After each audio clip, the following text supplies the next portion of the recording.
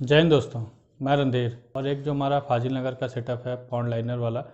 तो दोनों तरह के कल्चर हमारे पास चल रहे हैं। तो अब हम प्रैक्टिकली जो हमारा एक्सपीरियंस क्या रहा है उसके साथ उनको ऐड करके एक नया सीरीज़ मैं आज से लॉन्च कर रहा हूँ दोस्तों, बायोफ्लॉक टेक्नोलॉजी पे। और ये चैप्टर वाइज ही होगा, टॉपिक वाइज ही होगा। हम टॉपिक वाइज ही चलेंगे, कैसे जैसे हमने पहली बार सीरीज़ कंप्लीट किया था उसी टॉपिक पे और उसी तरह से नई चीज़ों को ऐड करते हुए हम इस सीरीज़ में भी आगे चलेंगे दोस्तों।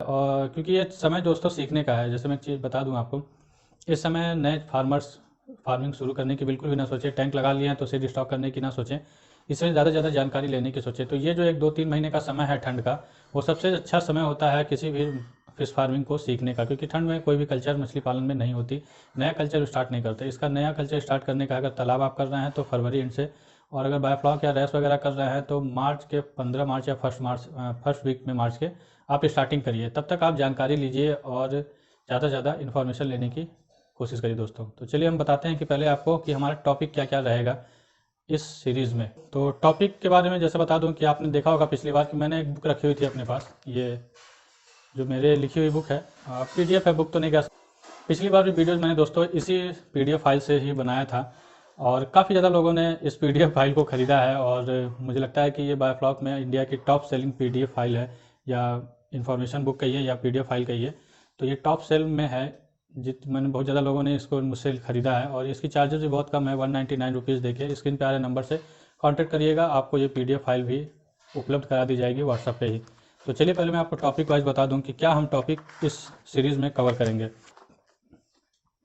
पहला दोस्तों में हम बात करेंगे इंट्रोडक्शन की, बायोफ्लॉक क्या है और कैसे काम करता है, कहाँ से इसकी उत्पत्ति हुई है, इन सब चीज़ों के बारे में जानेंगे। दूसरा टॉपिक हमारा आएगा कि क्या क्या डिवाइसेस हमें लगते हैं, क्या क्या इक्विपमेंट हमें लगेंगे बायोफ्लॉक कल्चर में, क्योंकि इसमें कुछ चीज़ें आपको लगती हैं, टीडीएस मीटर वगैरह, पीएच मीटर, अमोनिया किट, ये सब चीज़ें, और वो चीज़ों के बारे में बात करेंगे। दूसरा दूसरा पॉइंट वो था। तीसरी बात करें दोस्तों तो ये जो आप देख पा रहे हैं टैंक कंस्ट्रक्शन, ये बहुत इंपॉर्टेंट है। पिछली बार हमने जो बात की थी वो दो टैंक के बारे में बात किया था, एक तारपोलिन और एक सीमेंट। लेकिन इस बार जो हम बात करेंगे वो 3 तरह के टैंक्स की बात करेंगे, क्योंकि ये चीज़ बढ़ गया है पॉन्ड लाइनर। पहले हम लोग टैंक बनाते थे पॉन्ड लाइन तिरपाल वाला, तारपोलिन वाला, फिर सीमेंट टैंक, लेकिन अब पॉन्ड लाइनर का भी क्रेज़ बहुत ज़्यादा बढ़ रहा है और वो काफ़ी अच्छा भी है। तो टैंक कंस्ट्रक्शन में तीसरे पॉइंट पे हम जानेंगे कि हमें टैंक कंस्ट्रक्शन कैसे करना है और किस किस तरह का टैंक हम बायोफ्लॉक में बना सकते हैं। चौथा पॉइंट दोस्तों वो भी इम्पॉर्टेंट ही है, टैंक एरिएशन, मतलब बायोफ्लॉक सिस्टम में जो एरिएशन का क्या रोल है और कैसे हमें एरिएशन को इम्प्लीमेंट करना है अपने इस कल्चर में, उसके बारे में भी हम जानेंगे। और कौन सी मछली को ज़्यादा एरिएशन लगता है, कौन सी मछली को कम एरिएशन लगता है, वो सब चीज़ें भी मैं आपको इसमें जो मैंने प्रैक्टिकली किया है वो चीज़ें बताने की कोशिश करूँगा। नेक्स्ट टॉपिक की बात करूं दोस्तों तो fish suitable for biofloc. Fish suitable for biofloc, तो कौन सी मछली बायोफ्लॉक के लिए सुटेबल होती हैं उनके बारे में हम जानेंगे, क्योंकि ये ज़्यादातर लोगों की क्वारीज होती हैं कि कौन सी मछली को हम बायोफ्लॉक में करें जिससे हमें ज़्यादा प्रॉफिट हो और आसान हो करने में। छठा टॉपिक है दोस्तों हमारा आइटम फॉर वाटर प्रिपरेशन, मतलब कि किन किन चीज़ों की ज़रूरत पड़ती है हमें वाटर प्रिपरेशन करने में, जो वाटर पानी हम तैयार करते हैं बायोफ्लॉक में। क्योंकि आप जान रहे होंगे, और जो नए हैं उनके लिए नहीं, जो पुराने हैं वो जानते होंगे कि बायोफ्लॉक में हम माइक्रो सूक्ष्म जीवों का कल्चर करते हैं। तो उनको तैयार करने के लिए हमें पानी में किन किन चीज़ों की मिलाने की ज़रूरत पड़ती है, तो हम उसके बारे में जानेंगे, कौन से आइटम की ज़रूरत पड़ती है हमें वाटर प्रिपरेशन करने में। नेक्स्ट है दोस्तों वाटर पैरामीटर, सातवां टॉपिक जो हमारा है वाटर पैरामीटर, क्योंकि बायोफ्लॉक में हम वाटर पैरामीटर को ही मेंटेन करते हैं।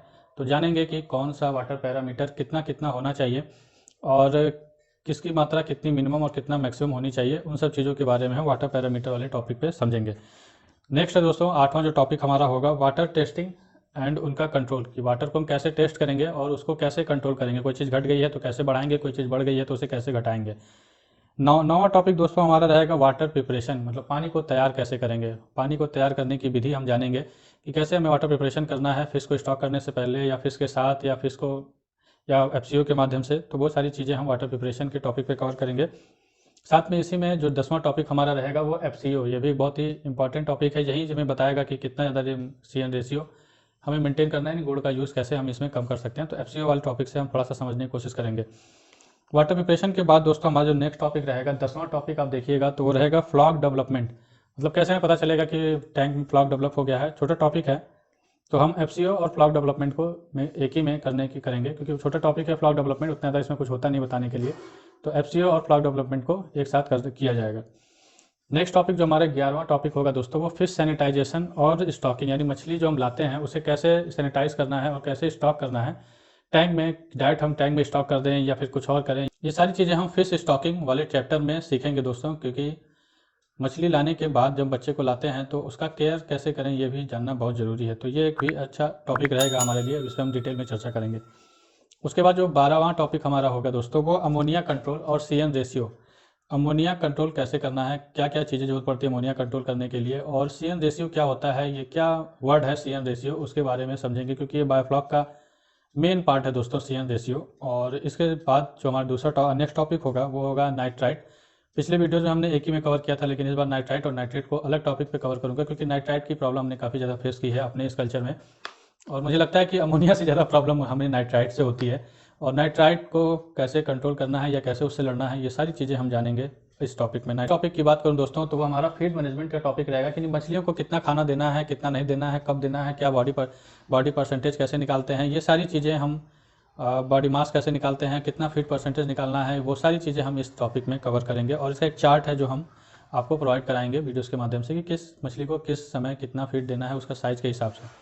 नेक्स्ट टॉपिक हमारा रहेगा दोस्तों daily routine in the farm. मतलब हम फार्म, जो हमारा फिश फार्म है वहाँ पे हमें डेली जाके क्या करना है, क्या एक्टिविटी हमें रखनी है, और सबसे पहले हमें क्या करना होता है, वो सारी चीज़ों के बारे में हम डेली रूटीन वाले चैप्टर में कवर करेंगे।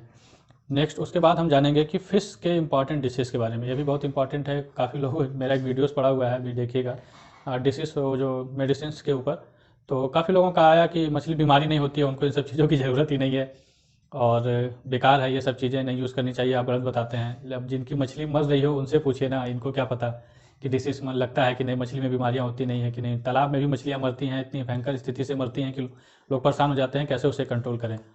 तो दवा की ज़रूरत, जितने भी सजीव चीज़ें हैं, जो जिंदा चीज़ें हैं, चाहे कोई भी हो, इंसान हो, मछली, जानवर, कोई भी जानवर होगी, उनको दवा अगर आप फार्मिंग कर रहे हैं, कल्चर कर रहे हैं, चाहे आप पोल्ट्री की कल्चर करिए, गॉड फार्मिंग का कल्चर करिए या डेयरी करिए, तो मेडिसिन की ज़रूरत हमेशा पड़ती है। मिनरल मिक्सचर कैसे देना है, वो सारी चीज़ों के बारे में मैं आपको इसमें बताऊंगा, और कौन सी मेडिसिन का क्या ट्रीटमेंट है और क्या उसके आने की पॉसिबिलिटी होती है, वो सारी चीज़ें आप फिश के इंपॉर्टेंट डिशेज़ वाले टॉपिक पे पढ़ेंगे, सीखेंगे।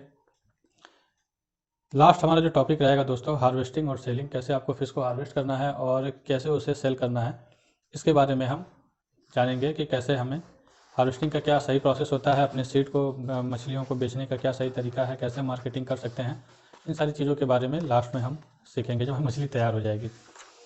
तो यही चीज़ें थी दोस्तों। तो लास्ट वीडियो में मैंने बताया था कि हम किन किन टॉपिक्स पे इस चर्चा करेंगे और इसको सीखेंगे। तो उसी सीरीज़ को आगे बढ़ाते हुए आज का जो हमारा पहला टॉपिक है वो इंट्रोडक्शन, यानी बायोफ्लॉक क्या है और ये कैसे काम करता है, इसके बारे में जानेंगे दोस्तों।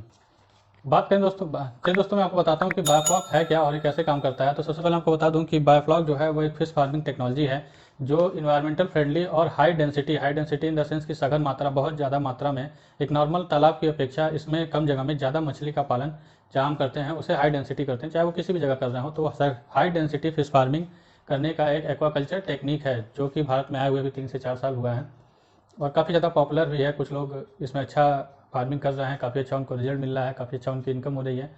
और कुछ लोग नेगेटिव भी हैं, कुछ लोग फेल भी होते हैं। तो जैसा कि मैं बता दूं कि मेरा मानना है कि कोई भी चीज़ 100% नहीं होता है, और कोई भी बिज़नेस अगर आप शुरू करते हैं तो ज़रूरी नहीं है कि 100% लोग ही उसमें सफल हो जाएं।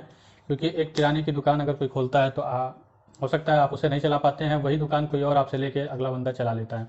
तो हर चीज़ में हर कोई सफल नहीं होता। सारी सारी चीज़ों के बारे में, आप चाहे डेयरी में चले जाइए, उसमें जो फार्मर सक्सेस हैं वो अच्छा बताते हैं, जो फेल हो चुके हैं वो कहते हैं बिल्कुल मत करिए। चाहे वो पोल्ट्री हो गया, चाहे वो मछली पालन तालाब का ही ले लीजिए, तालाब में भी ऐसा नहीं है कि 100% लोग उसमें सफल ही हैं। जो जितना मेहनत करता है, जितना अच्छा उसको इसकी इन्फॉर्मेशन है, जितनी जानकारी है, जितना ज़्यादा वो उस पर रिसर्च करता है, वो किसी भी फार्मिंग में आगे बढ़ जाता है दोस्तों। तो यही चीज़ है कि बायोफ्लॉक जो है वो हाई डेंसिटी फिश कल्चर है, और इसमें जो यूज़ होता है दोस्तों वो हेट्रोटॉफिक बैक्टीरिया। बात करें इसमें जो हम बैक्टीरिया, ये जो काम कैसे करता है, तो ये जो है हेट्रोटॉफिक बैक्टीरिया एक होता है।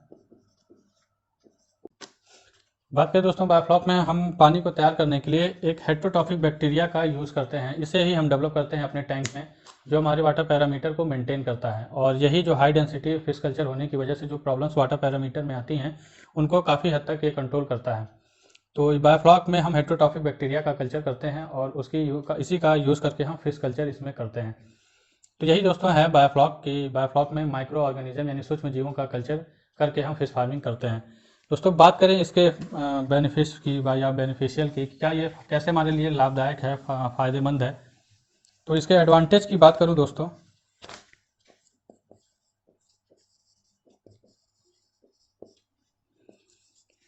पहला तो दोस्तों जो बायोफ्लॉक में सबसे ज़्यादा फ़ायदा हमें यही मिलता है कि हमें इसमें कम पानी का यूज़ करना होता है।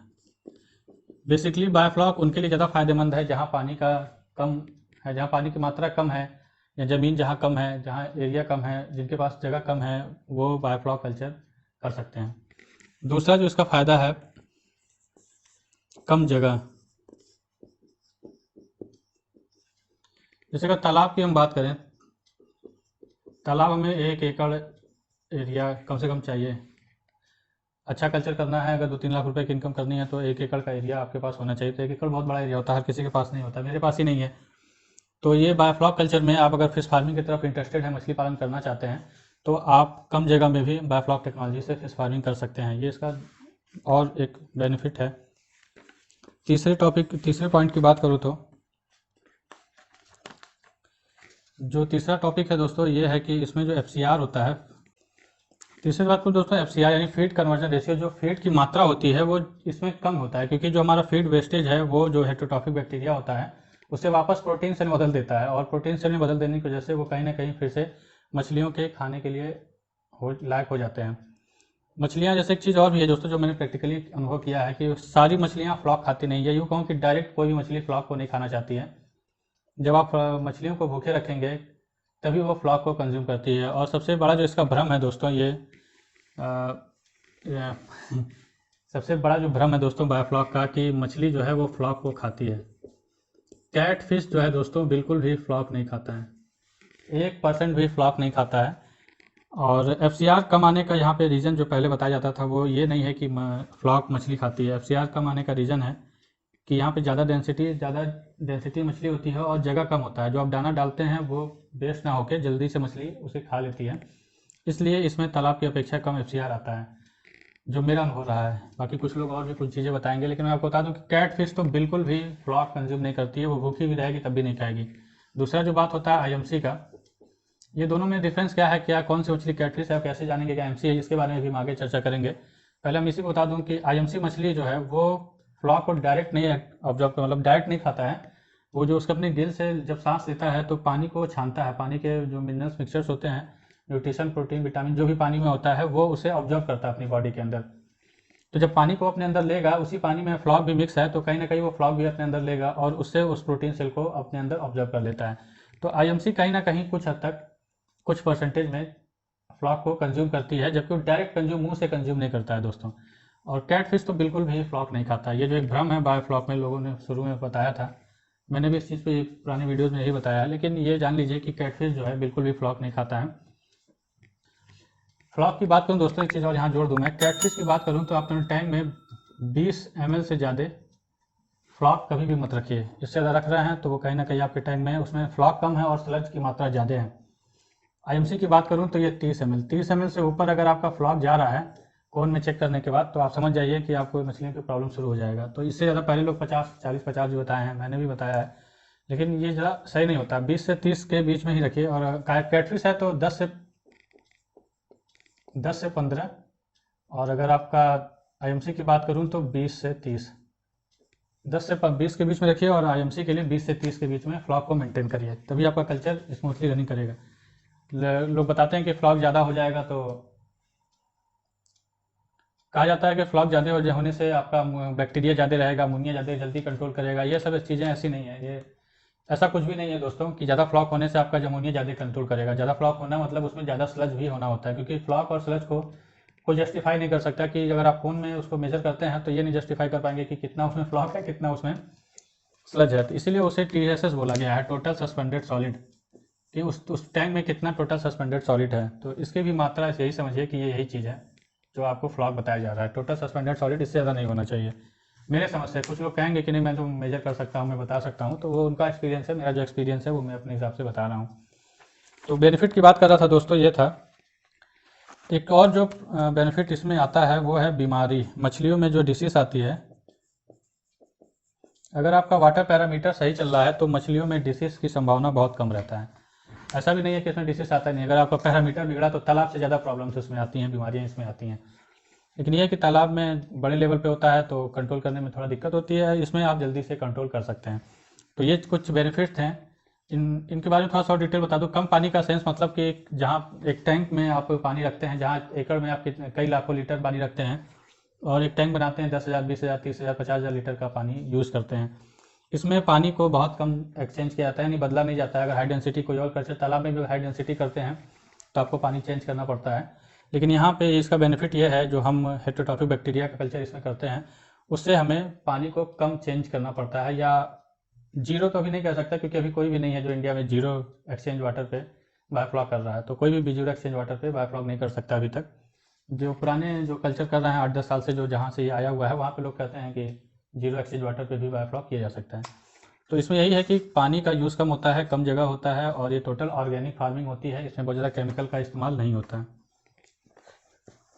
कोई भी चीज़ है दोस्तों, अगर उसमें लाभ है तो उसकी हानि भी होती है, और अगर आपने एडवांटेज को समझा है तो आपको इसके डिसएडवांटेज को भी समझना ज़रूरी होगा कि क्या इसमें नुकसान है, क्या हमें ये करना चाहिए, क्या नहीं करना चाहिए।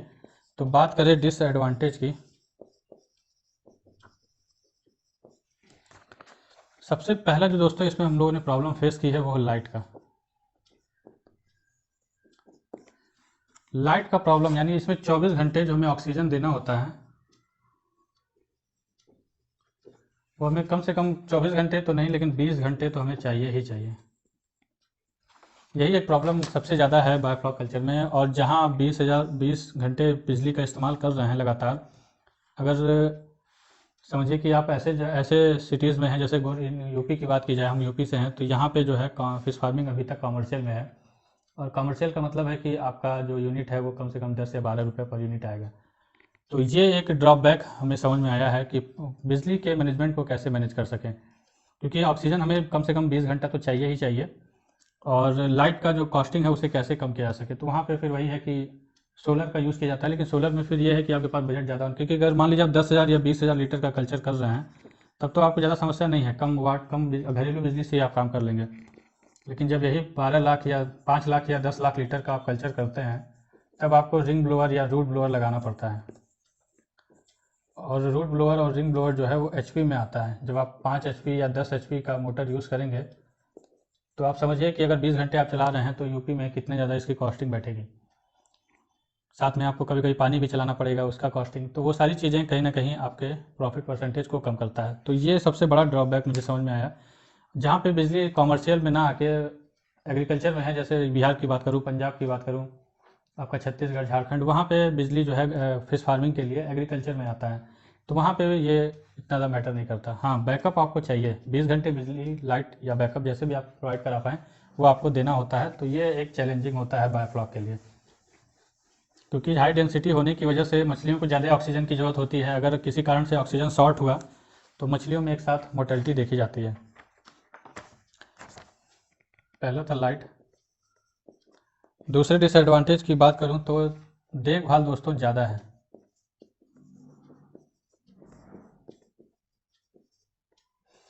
देखभाल इसमें ज़्यादा है तालाब की अपेक्षा। देखभाल इसमें, तालाब में आप केवल दाना डालते रहिए या किसी आदमी को रख दीजिए दाना डालता रहे, कभी कभी आप जाइए तो अभी आप संभाल सकते हैं। लेकिन यहाँ पे आपको डेली रूटीन मेंटेन करना पड़ेगा। स्टार्टिंग के पहले 2-3 महीने आपको पर डे आपका इसे मेंटेन करना पड़ेगा, इसकी देखभाल करनी पड़ेगी। तो ये है कि इसमें तालाब की अपेक्षा ज़्यादा रख रखाव और देखभाल होता है। तीसरे टॉपिक की बात करूँ,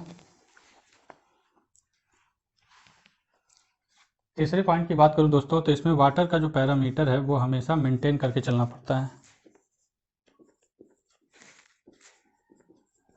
मतलब जो वाटर का पैरामीटर है वो प्रॉपर होना चाहिए, घटना बढ़ना नहीं चाहिए। ये चीज़ भी इसमें बहुत ज़्यादा मैटर करता है दोस्तों। इसीलिए कहा जाता है, इसीलिए इसमें देखभाल की आवश्यकता ज़्यादा पड़ती है, क्योंकि ये आपको रेगुलर मेंटेन करके चलना पड़ेगा। चौथी जो प्रॉब्लम आती है दोस्तों वो हाई डेंसिटी होने की वजह से, चौथी प्रॉब्लम आता है हमें दोस्तों हाई डेंसिटी होने की वजह से, ज़्यादा फीड लगता है, ज़्यादा बायोमास होता है टैंक में, तो अमोनिया भी बनता है। अमोनिया का बनना बहुत ज़्यादा होता है और यही हमारे लिए ज़्यादा प्रॉब्लम करता है बायोफ्लॉक कल्चर में। तो ये कुछ डिसएडवांटेज हैं उसके बायोफ्लॉक टेक्नोलॉजी के। तो यही था पहला टॉपिक कि बायोफ्लॉक क्या है और क्या इसका बेनिफिट है, क्या इसका नुकसान है। तो आज के लिए इतना ही। नेक्स्ट टॉपिक में हम इक्विपमेंट्स के बारे में जानेंगे, क्योंकि बायोफ्लॉक आज जो हमारा टॉपिक रहेगा दोस्तों इक्विपमेंट और डिवाइसेज, यानी कौन कौन सी चीज़ें या डिवाइसेज हमें ज़रूरत पड़ती हैं बायोफ्लॉक टेक्नोलॉजी में। क्योंकि बायोफ्लॉक जो फार्मिंग होती है ज़्यादातर जनरली आप जानते हैं कि हमें उसमें वाटर के पैरामीटर को प्रॉपर मेंटेन करना पड़ता है, क्योंकि कम जगह में ज़्यादा फिशेज होने की वजह से पैरामीटर्स बिगड़ते हैं और उन्हीं को मेंटेन करने के लिए हमें कुछ डिवाइसेस की ज़रूरत पड़ती है, कुछ इक्विपमेंट की ज़रूरत पड़ती है, जिनकी मदद से हम ये जानते हैं कि हमारा पैरामीटर क्या सही चल रहा है या नहीं। तो कौन कौन से वो इक्विपमेंट होते हैं जो आपको चाहिए होते हैं, उनके बारे में आज हम डिस्कस करेंगे। उससे पहले मैं आपको बता दूं कि जो आप मेरे हाथ में देख पा रहे हैं यही वो मेरा पीडीएफ है। और ये बता दूं कि पिछली बार जो हमने सीरीज़ बनाया था उसमें इस वीडियो के बाद इस पीडीएफ की सहायता से काफ़ी लोगों ने अपनी फार्मिंग को किया है। और मुझे लगता है ये टॉप सेलिंग बायोफ्लॉक पीडीएफ है, हिंदी में लिखा हुआ पीडीएफ है ये। जिनको भी दोस्तों बायोफ्लॉक सीखना है वो इस पीडीएफ को स्क्रीन पे आ रहे नंबर से कांटेक्ट करके मंगा सकते हैं। इसका चार्ज बहुत ही कम है, केवल 199 रुपीज़ पे करके 199 रुपये पे करके आप इस पीडीएफ को व्हाट्सएप पे ही ले सकते हैं दोस्तों। तो चलिए मैं आगे बढ़ता हूँ। चलिए दोस्तों वीडियो को आगे बढ़ाते हैं और सबसे पहले जानते हैं कि हमें किन किन इक्विपमेंट्स की जरूरत पड़ता है अपने इस बायोफ्लॉक टेक्नोलॉजी में या बायोफ्लॉक कल्चर में। तो सबसे पहले जो हमें जरूरत पड़ेगा दोस्तों वो पीएच मीटर का है। पीएच मीटर इसका फुल फॉर्म होता है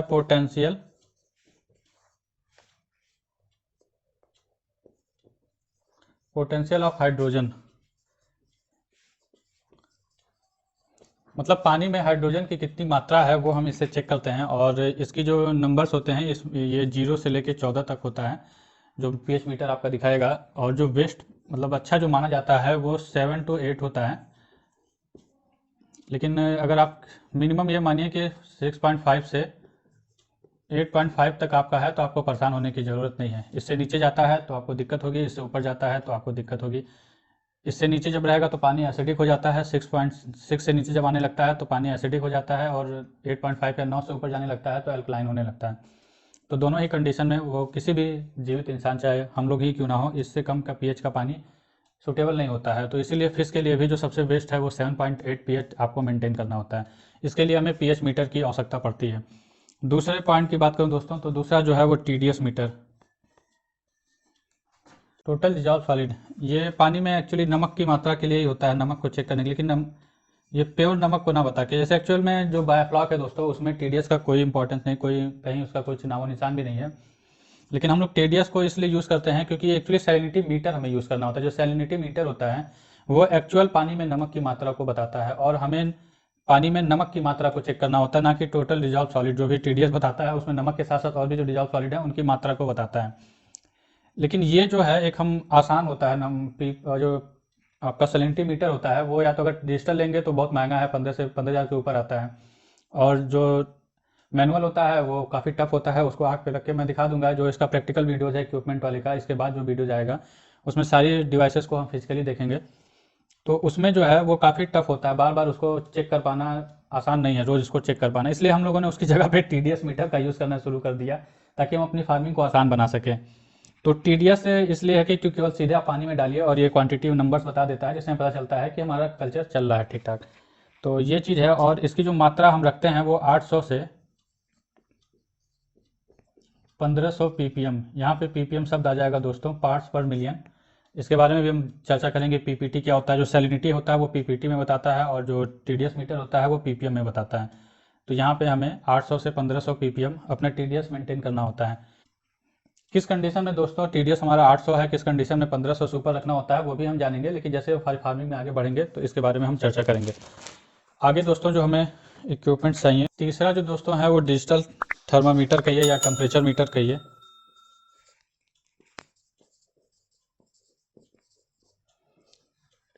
थर्मामीटर जो डिजिटल थर्मामीटर होता है जो बुखार नापने के लिए यूज होता है, वैसे ही कुछ डिवाइसेज हैं। तो इसका एक अलग डिजिटल मीटर आता है जो टेम्परेचर, पानी के टेम्परेचर को नापने के लिए यूज होता है। वो भी बहुत इंपॉर्टेंट है क्योंकि जो फिशेस के लिए सूटेबल टेम्परेचर है वो 25 डिग्री सेंटीग्रेड से 35 डिग्री सेंटीग्रेड तक है। इससे नीचे जाएगा, 25 से नीचे जाएगा तो मछलियाँ खाना छोड़ देती हैं, फंगास खासकर 25 से नीचे गया तो तुरंत ही दाना छोड़ जाएगा। ऐसा नहीं कि 25 से नीचे जाने पे मछली मरने लगती है, अभी ठंड है तो सर्वाइवल उनका अच्छा है, 5 डिग्री तक भी जाता है। फंगास के केस में नहीं जाता दोस्तों। फंगेसियस मछली जो है वो ठंड में बिल्कुल भी सर्वाइवल नहीं है। 20 से नीचे जाने पे उन्हें फंगल की प्रॉब्लम आने लगती है। कुछ फिशेज हैं जैसे आईएमसी इस कैटेगरी की फिशेज है वो सर्वाइवल हैं, और रूपचंदा है, तिलापिया है, आपका देसी मांगुर है, सिंगी है, ये सब लो टेम्परेचर पे भी सर्वाइवल है। 35 डिग्री टेम्परेचर से ऊपर जाएगा तो भी प्रॉब्लम होने लगती है, लेकिन ऐसा नहीं है कि 35 से 36 गया तो तुरंत ही, 40 तक भी गया तो कोई दिक्कत नहीं होती है। लेकिन ये है कि आपको ये मॉनिटरिंग करते रहना है कि हमारा टेम्परेचर मिनिमम 25 से नीचे ना जाए और 35 से ऊपर ना जाए। इसको कम करना थोड़ा आसान है क्योंकि शेड वगैरह, ग्रीन नेट वगैरह लगा देंगे या परमानेंट शेडिंग कराए रहेंगे अपने टैंक के ऊपर, तो धूप नहीं लगने की वजह से पानी का टेम्परेचर इससे ऊपर ज़्यादा, 40 से ऊपर ज़्यादा जाता ही नहीं है। हाँ, ठंड में ये प्रॉब्लम आती है कि लो चला जाता है, आप सेट किए रहेंगे तो भी, तो इसमें थोड़ा सा प्रॉब्लम रहता है कि लो टेम्परेचर को मेंटेन करने में दिक्कत आती है। तो दोस्तों डिवाइसेस की जरूरत पड़ती है वो है डिजिटल वेट मशीन, क्योंकि वेट मशीन भी होना आपके पास इंपॉर्टेंट है, क्योंकि जब ग्रेडिंग करनी होती है, दाने का क्वांटिटी निकालना होता है बॉडी वेट के हिसाब से, तुम्हें पता होना चाहिए कि मछलियों का साइज़ क्या है, कितने ग्राम की है। इसलिए आपको डिजिटल वेट मशीन या कोई भी वेट मशीन, डिजिटल कहने का इसलिए आप मतलब है कि डिजिटल जो वेट मशीन है अमेजोन पे बहुत ही आसानी से और सस्ते में मिल जाता है। 250-300 में आपको डिजिटल छोटे मशीन मिल जाएंगे, जिससे आपका काम चल जाता है। बड़ी फार्मिंग कर रहे हैं जहाँ पे आपको 500-600 किलो माल बेचना भी है, तब आपको बड़ी मशीन लेनी पड़ेगी। लेकिन यहाँ पे अगर आप 2-3 टैंक ट्रायल कर रहे हैं तो छोटी मशीनें आती हैं वेट करने वाले, 10 केजी तक का वेट वो आसानी से कर लेता है और बहुत सस्ता मिलता है। तो वो आपके पास होना चाहिए ताकि आप अपनी मछलियों के साइज़ को जान पाएँ कि क्या मेरी साइज़ मछलियों में आ रहा है, और उसके हिसाब से आप फीडिंग करा सकें। तो ये आपके पास होना चाहिए। पाँचवा डिवाइसेस की बात करें दोस्तों तो एक अमोनिया किट,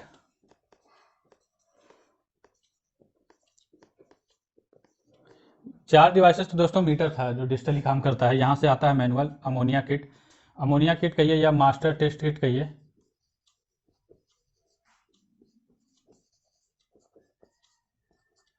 अमोनिया के या मास्टर टेस्ट किट में क्या है कि इसमें 4 चीज़ होती है। मास्टर टेस्ट किट में दोस्तों चारों चीज़ें होता है जो हमें ज़रूरत पड़ता है अपने बायोफ्लॉक कल्चर में। अमोनिया के बाद इसमें जो दूसरा है वो नाइट्राइट, जिसे NO2 बोलते हैं। तीसरा है नाइट्रेट, जिसे NO3 कहते हैं। एक इसके साथ पीएच का भी लिक्विड फॉर्म आता है किट टेस्ट करने के लिए। पीएच को भी आप टेस्ट कर सकते हैं, दो तरह का होता है, एक लो पीएच, हाई रेंज पीएच, और लो रेंज पीएच, तो दोनों तरह के एक ये हैं। अगर आपके पास मीटर नहीं है तो आप इससे भी काम चला सकते हैं, लेकिन ये मैनुअल होता है, आपको पानी निकाल के कैसे टेस्ट करना है वो प्रैक्टिकल वाले वीडियोज़ में आपको दिखा दी जाएगा। तो ये चीज़ें हैं दोस्तों अमोनिया किट कहिए या मास्टर टेस्ट किट। इसके बाद जो हमें ज़रूरत पड़ेगी दोस्तों,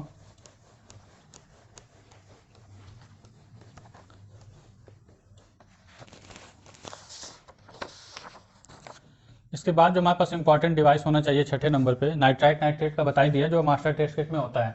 लेकिन इसके बाद जो पड़ता है डीओ, पानी में डीओ के लेवल को चेक करने के लिए।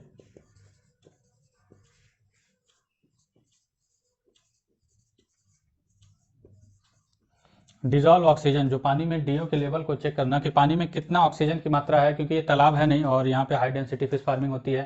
छोटी जगह पे, कम जगह पे ज़्यादा मछलियाँ होती हैं तो उनको ऑक्सीजन की रिक्वायरमेंट भी बहुत ज़्यादा होता है। इसलिए आपके पास डीओ का किट होना इंपॉर्टेंट है, खासकर आईएमसी कैटेगरी की फिशेज यानी गिल से सांस लेने वाली मछलियों के लिए। अगर वहाँ पे आप फार्मिंग बायोफ्लॉक में गिल से सांस लेने वाली मछली का फार्मिंग कर रहे हैं तो आपके पास डीओ किट होना बहुत ही ज़रूरी है। यहाँ पे बात करूँ मिनिमम की तो 5 ppm, एक चार्ट में दोस्तों इसमें है, इस जो पीडीएफ है उसमें एक चार्ट बना हुआ है किस पैरामीटर्स को मिनिमम और मैक्सिमम कितना रखना है। 5 ppm से 10 ppm तक आपका होना चाहिए, इससे नीचे नहीं, उससे ऊपर तो खैर जाता ही नहीं है जल्दी। बहुत ज़्यादा एक ही टैंक में आप बहुत बड़ा पंप लगा देंगे तभी जाएगा। तो ये चीज़ें हैं, इन सब बेसिक इन डिवाइसेस की ज़रूरत पड़ती है। बाकी वाटर प्रिपरेशन करने के लिए भी जो 4-5 चीज़ों की ज़रूरत पड़ता है वो हम वाटर प्रिपरेशन वाले टॉपिक में जानेंगे। लेकिन ये है कि ये सारी चीज़ें, इतने मिनिमम इक्विपमेंट आपके पास होना चाहिए बायोफ्लॉक करने के लिए। एक चीज़ और था जो TDS के बाद मैंने बताया था दोस्तों, सैलिनिटी मीटर।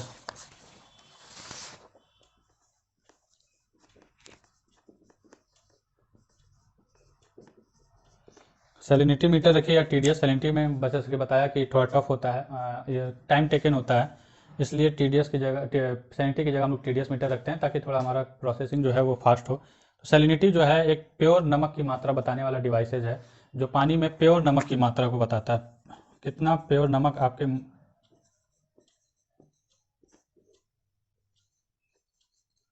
आपके पानी में कितना नमक है वो बताता है। और यहाँ पे जो हम बात करते हैं 0.5 ppt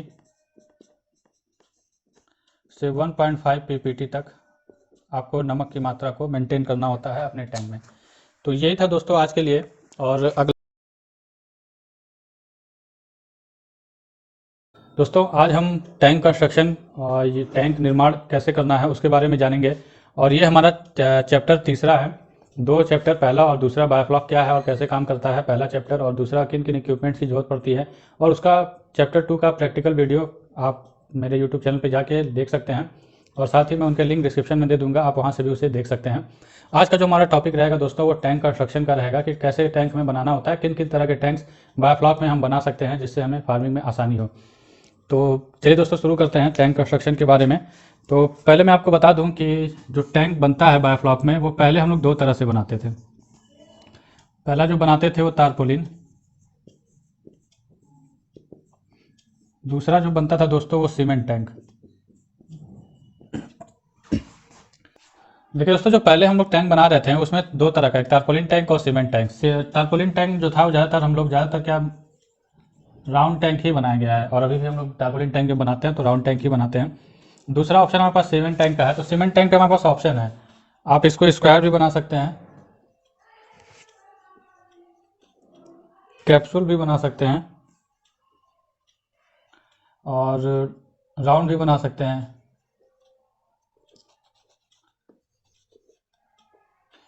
चौथा है रेक्टेंगल।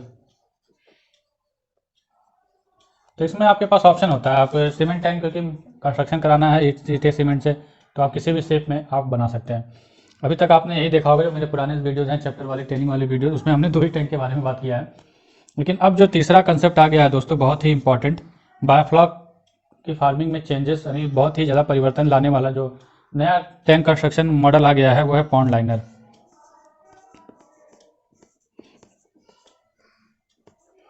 पॉन्ड लाइनर है तो तारपोलिन कहने में एक ही है, प्लास्टिक ये भी है, प्लास्टिक ये भी है, लेकिन दोनों की क्वालिटी मतलब मटेरियल का डिफरेंस होता है। ये मोस्टली पीवीसी के बने होते हैं, पीवीसी का ही यूज़ किया जाता है, और ये जो है एचडीपी जो मटेरियल है उसका बना हुआ है, और ये हार्ड होता है थोड़ा, और ये जो होता है वो लूज होता है, छोटे जगह में जिसको एडजस्ट करना पड़ता है। टाइट रहेगा तो फटने के चांसेस भी हैं, ऐसा कहा जाता है। लेकिन अब जो तारपोलिन आ रहा है वो भी एचडीपी के बने हुए आ रहे हैं, जियो मेम्ब्रेन। ये जो दोस्तों तीसरा जो ऑप्शन आ गया है पॉन्ड लाइनर का, ये बहुत ही ज़्यादा मुझे लगता है कि काफ़ी ज़्यादा चेंजेस कर देगा बायोफ्लॉक फार्मिंग में, क्योंकि बहुत सी चीज़ों की लोगों को समस्या थी, कॉस्टिंग का बहुत ज़्यादा अंतर आ रहा था यहाँ पे, और कॉस्टिंग बहुत ज़्यादा लग रहा था। और उसके साथ साथ जो है एरिया कम होने की वजह से जो फार्मिंग आप करते हैं मछलियों की उनमें ग्रोथ का भी इशू आ रहा था। लेकिन यहाँ पे जाके ये समस्या काफ़ी हद तक कम हो गया दोस्तों। जो हमने पॉन्ड लाइनर वाला सेटअप हमारा जो लगा हुआ है, आप देखिएगा वीडियोस पड़े हुए हैं उनके, हमने जो उसमें फार्मिंग की है उससे हमें काफ़ी ज़्यादा डिफरेंस मिला है। तारपोलिन मेरे पास तारपोलिन टैंक भी है जो छोटे राउंड टैंक हैं, 8 डायमीटर और 9 डायमीटर के टैंक मेरे पास हैं, बड़े बड़े टैंक हमने बनाए थे। और पॉन्ड लाइनर वाला भी सेटअप हमारे पास है, 2 टैंक इसका भी है। तो क्या फ़ायदा हमें पॉन्ड लाइनर में मिलेगा इन दोनों के कंपैरिजन में, तो वो भी हम इस वीडियो में जानेंगे। तो चलिए दोस्तों, पहले मैं आपको स्टार्टिंग से बताता हूँ तारपोलिन टैंक के बारे में, फिर हम सीमेंट टैंक के बारे में, फिर पॉन्ड लाइनर टैंक के बारे में। पहले हम जानते हैं दोस्तों इंपॉर्टेंट पॉइंट्स की, कि टैंक बनाते वक्त हमें किन किन बातों का ध्यान रखना चाहिए, क्योंकि ये बहुत ज़रूरी है। कहीं भी आप टैंक बना दीजिए और बाद में फिर आपको काफ़ी समस्या होती है, और उसका एग्जाम्पल भी मैं आपको दूंगा, मैंने सारी चीज़ों को फेस किया है अभी तक। पहला जो दोस्तों है वो ये है कि जहाँ आप टैंक बनाते हैं, जहाँ आपका टैंक बन रहा है, वहाँ पे पानी निकलने की जो पानी निकालने का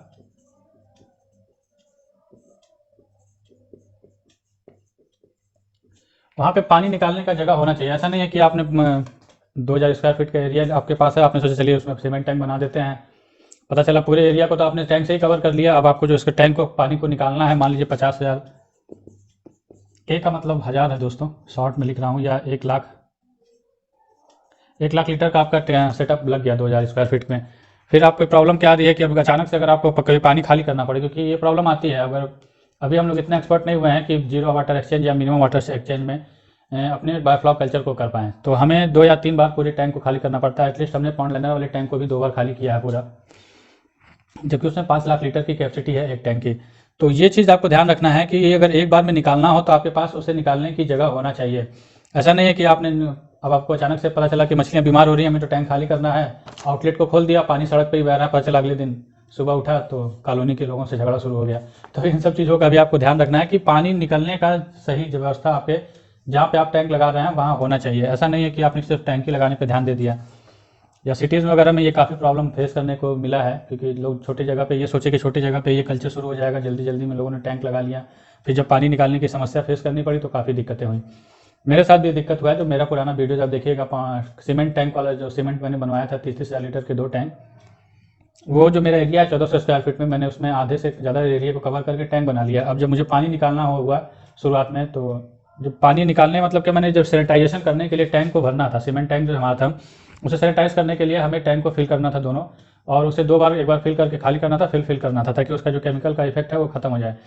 जब पहली बार ही हम लोग भरे और दूसरी बार जब मुझे पहली बार ही जब हमें खाली करना पड़ा उसे, तो हमारी हालत ख़राब हो गई, क्योंकि हमारे जो आगे है वो लो लैंड है और पानी निकलने का बिल्कुल भी रास्ता नहीं था, कहीं नाला वगैरह कभी अरेंजमेंट नहीं था जहाँ पे हमने वो सेटअप लगाया था। और मुझे लगता है कि अगले दिन ही हमारे कॉलोनी के लोगों को ऑब्जेक्शन शुरू हो गया कि पानी बहुत ज़्यादा आपका रोड, क्योंकि वो ऑब्वियसली जब रोड पे पानी जाएगा तो रास्ते ब्लॉक हो जाएंगे, तो ऑब्जेक्शन होगा ही होगा।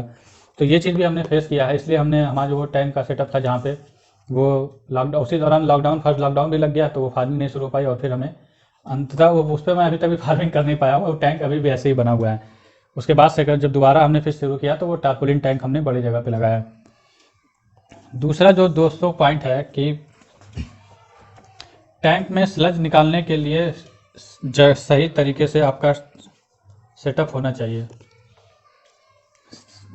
स्लज निकालने का मतलब है कि जो आप आउटलेट, ये टैंक है जो आप आउटलेट यहाँ बनाते हैं, यहाँ से स्लोप का सही अरेंजमेंट होना चाहिए ताकि आपका स्लज जो है वो प्रॉपर निकल सके। तो अब नई नई चीज़ें आ रही हैं, कुछ कंस्ट्रक्शन में भी चेंजेस किया जा रहा है ताकि जो स्लज का प्रॉब्लम है, क्योंकि जगह कम होने की वजह से, दाना ज़्यादा देने की वजह से स्लज भी बहुत ज़्यादा बनता है। 2 से 3 महीने बाद आपको काफ़ी ज़्यादा स्लज का इशू फेस करना पड़ेगा अपने कल्चर में। तो स्लज निकालने के लिए जो आउटलेट वगैरह का सिस्टम है और जो स्लोप देना होता है वो प्रॉपर एकदम होना चाहिए ताकि आपको स्लज की समस्या बिल्कुल भी ना फेस करने पड़े। तीसरा जो पॉइंट है दोस्तों वो है कि अब इसी पे ही तीसरा पॉइंट है कि जो स्लोप देते हैं हम, ढलान, तीसरा पॉइंट भी दोस्तों यही है कि जो हम टैंक के लिए ढलान बनाते हैं, स्लोप देते हैं, उसे कम से कम 1 फीट से 2.5 फीट तक आपको रखना है टैंक के साइज के हिसाब से। 10,000, 20,000, 30,000 लीटर तक का है तो 1 से 1.5 फीट बड़ा बना रहे हैं तो 2.5 फीट भी आपको स्लोप देना पड़ेगा। तो कुछ चेंजेस और भी किए गए हैं टैंक में कि कैसे आपका स्लज बहुत तेज़ी से निकले। टैंक बनाने से पहले दोस्तों, बायोफ्लॉक के लिए जो टैंक बनाते हैं उससे पहले आपको इन पॉइंट्स को जान लेना बहुत ज़रूरी है, क्योंकि जल्दीबाजी में किया हुआ काम कहीं ना कहीं प्रॉब्लम करता है। चौथा पॉइंट है दोस्तों कि जो इसमें हम आउटलेट के लिए पाइप का यूज़ करते हैं, जो आउटलेट के लिए पानी निकालने के लिए पाइप का यूज़ करते हैं वो कम से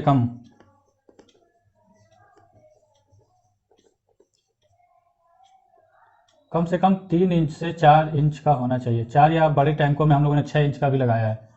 जो पाउंड लाइनर वाला टैंक है उसमें हमने 6 इंच का लगाया है। कुछ लोग क्या किए हैं शुरू में कि 1-1 इंच 2-2 इंच का भी पाइप लगा दिए हैं, जिससे पानी निकालने के साथ साथ स्लज निकालने में भी समस्या होती है। इसलिए छोटा भी टैंक है, अगर आपका 10,000 लीटर 4 डायमीटर का भी टैंक है तो 3 इंच का पाइप आपका लगा होना चाहिए, इससे कम आप नहीं लगाइएगा। उसमें आपने देखा था कि मैंने बताया था कि टैंक बनाने से पहले आपको किन किन बातों का ध्यान रखना जरूरी है, कहीं भी टैंक नहीं बना सकते हैं। वो सारी चीज़ें मैंने दोस्तों आपको उस वीडियो में क्लियर कर दी थी। नेक्स्ट जो हमारा उसके बाद टैंक कंस्ट्रक्शन में बचता है, जो हमने पॉइंट देखे थे कि कितने तरह के टैंक हमारे बायोफ्लॉक सिस्टम में चलता है, तो टारपोलिन टैंक है, सीमेंट टैंक है और पाउंड लाइनर टैंक है। तो आज हम जानेंगे कि टारपोलिन टैंक को कैसे बनाना होता है। ये थ्योरी का वीडियोज़ है, इसके बाद नेक्स्ट इसका प्रैक्टिकल सेशन जो वीडियोज़ है वो भी आपको वीडियोज़ के माध्यम से यूट्यूब चैनल पर, मेरे इस चैनल पर आपको मिल जाएगा। तो चलिए दोस्तों वीडियो को आगे बढ़ाते हैं। आगे बढ़ाने से पहले मैं फिर से आपसे कहना चाहूँगा कि जिनको भी बायोफ्लॉक करना है और जो भी ये ट्रेनिंग सेशन देख रहे हैं वो इस बायोफ्लॉक PDF को जरूर ले लें। इन दोनों के माध्यम से, इस PDF के माध्यम से और मेरे इस वीडियोस के माध्यम से वो काफ़ी हद तक घर बैठे ही बायोफ्लॉक के सारे इन्फॉर्मेशन को जान सकते हैं, सीख सकते हैं और उनको कहीं भी बाहर ट्रेनिंग लेने जाने की ज़रूरत नहीं पड़ेगी। तो चलिए दोस्तों हम टॉपिक पे बात करते हैं कि टारपोलिन टैंक बनाते कैसे हैं और कैसा होता है।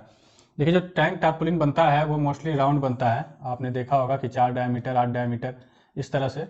तो ये जो है हमारा 4 डायमीटर का टैंक है।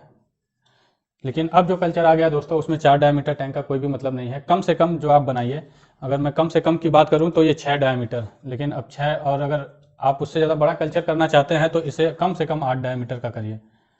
अगर आप बड़े कल्चर की तरफ जाना चाहते हैं, अगर मान लीजिए आप 50,000 लीटर का कहते हैं कि मैं 10,000 का 5 लगाऊंगा, उसकी जगह आप 8 डायमीटर का एक 50,000 लीटर का टैंक बनाइएगा तो वो ज़्यादा आपको फ़ायदा देगा, प्रॉफिट देगा और आपकी मछलियाँ उसमें अच्छा ग्रोथ करेंगी।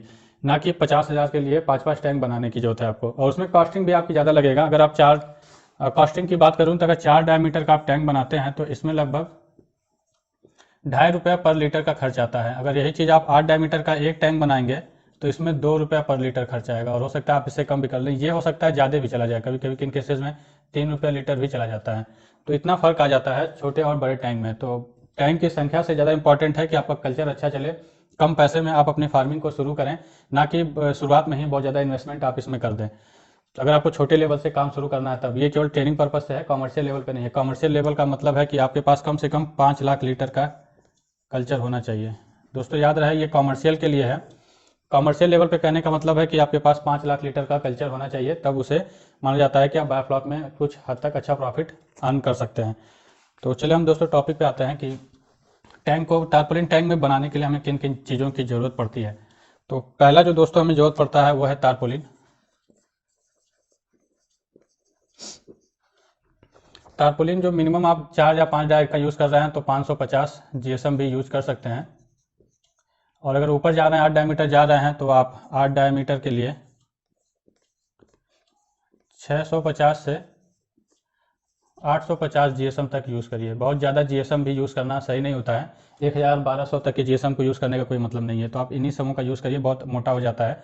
750 यूज़ करेंगे तो बहुत मोटा हो जाएगा, फिर बहुत मोटा 1000 का यूज़ करेंगे तो जब आउटलेट सेट करते हैं बीच में जहाँ पे हमें तारपोलिन को दबाना होता है, सेट करना होता है, वो होता नहीं है, और नीचे जो आपका बेस है जब बनवा चुके होते हैं और जो PVC वाला जो एल्बो होता है वो एल्बो फट जाता है। तो इस चीज़ का भी ध्यान रखना है कि बहुत मोटे तारपोलिन का कोई मतलब नहीं है। दूसरा जो इसमें सबसे ज़्यादा इंपॉर्टेंट चीज़ की जरूरत पड़ता है दोस्तों, आयरन मेस। आयरन मेस का मतलब है कि आयरन लोहे की जाली।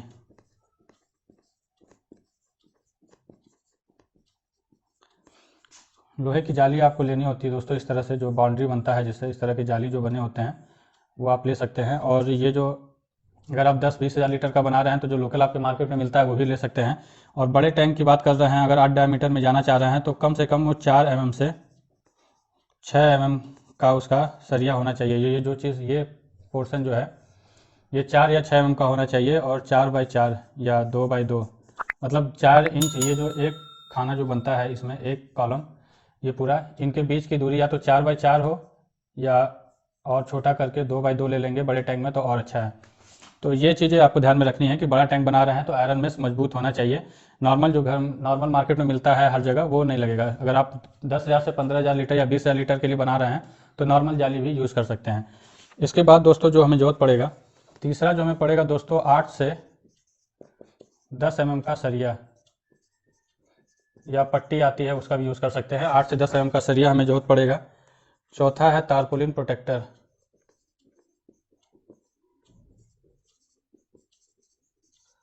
चौथा में टारपोलिन प्रोटेक्टर की जरूरत पड़ेगी, कैसे यूज़ करना है वो भी मैं आपको बता दूंगा। पांचवा है फिर उस सिविल वर्क के लिए जो भी आपको चाहिए होता है, क्योंकि कुछ हद तक इसमें सिविल वर्क भी कराना पड़ेगा, थोड़ा बहुत आपको सिविल वर्क कराना पड़ता है। तो सिविल वर्क में जो ईंट है, बालू है,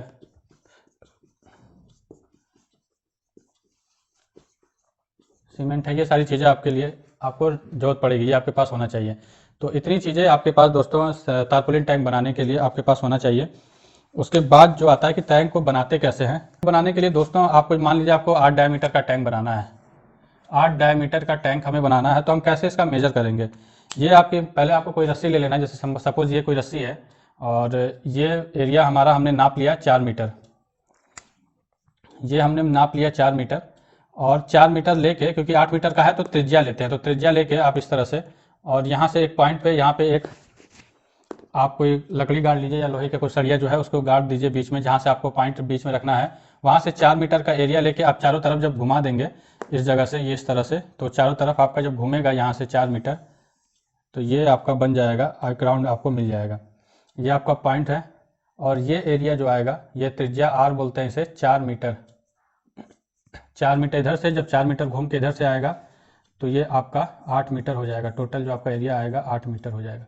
तो 8 डायमीटर का आपका एक राउंड आपको मिल जाएगा जिस पे हमें टैंक बनाना होता है। तो ऐसे ही अगर 2 मीटर है या 4 डायमीटर का बना रहे हैं तो इसको 2 ले लीजिए, 5 मीटर का बना रहे हैं तो इसको 2.5 ले लीजिए। 2.5 लेके आप राउंड करेंगे तो आपको आपका 5 डायमीटर 6 डायमीटर जो भी आपका एरिया चाहिए वो आपको मिल जाएगा।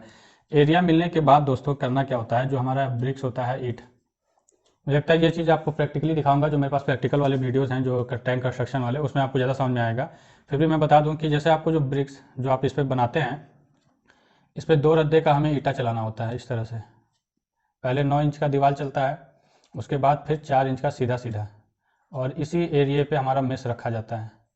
जो हमारा टैंक है वो इस एरिए पे रखा जाता है, इस वाले हिस्से पे, इससे आधे दीवार पे आधे ईंटे पे, और यहाँ से हम सपोर्ट दे देते हैं।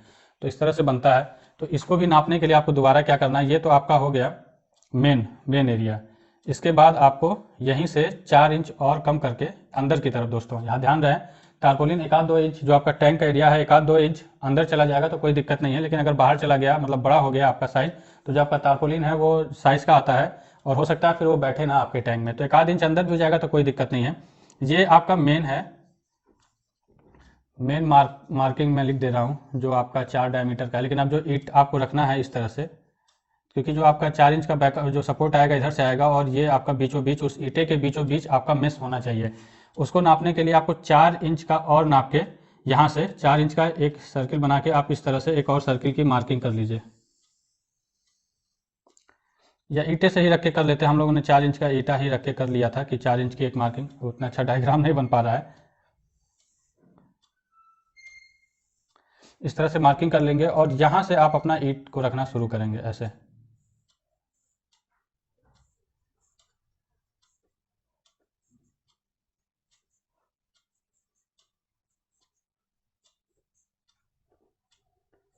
ये 4 इंच का बीच का गैप है जो, वो 4 इंच हो गया। अब ये जो मेरा मेन है, ये समझ लीजिए आपका मेस है, और मेस को हमने यहाँ पे रख दिया है, और ये बाहर से हमारा ये दीवार फिर चलेगा। एक रद्दा चलाइए, 2 रद्दा चलाइए, इस तरह से बाहर से हमारे मेस को सपोर्ट देने के लिए। ये तो होगा सिविल वर्क की बात।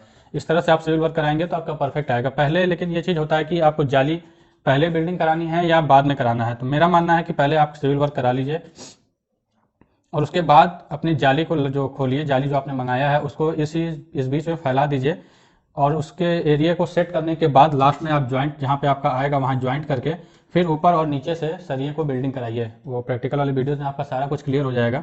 फिर ऊपर और नीचे बिल्डिंग कराइए, और जो आउटलेट का वर्क है, ये आउटलेट है आपका, जिधर भी आपको देना है वहाँ पे आप घुमा सकते हैं। ये पाइप है 4 इंच, या मिनिमम आप 3 इंच का रखिए।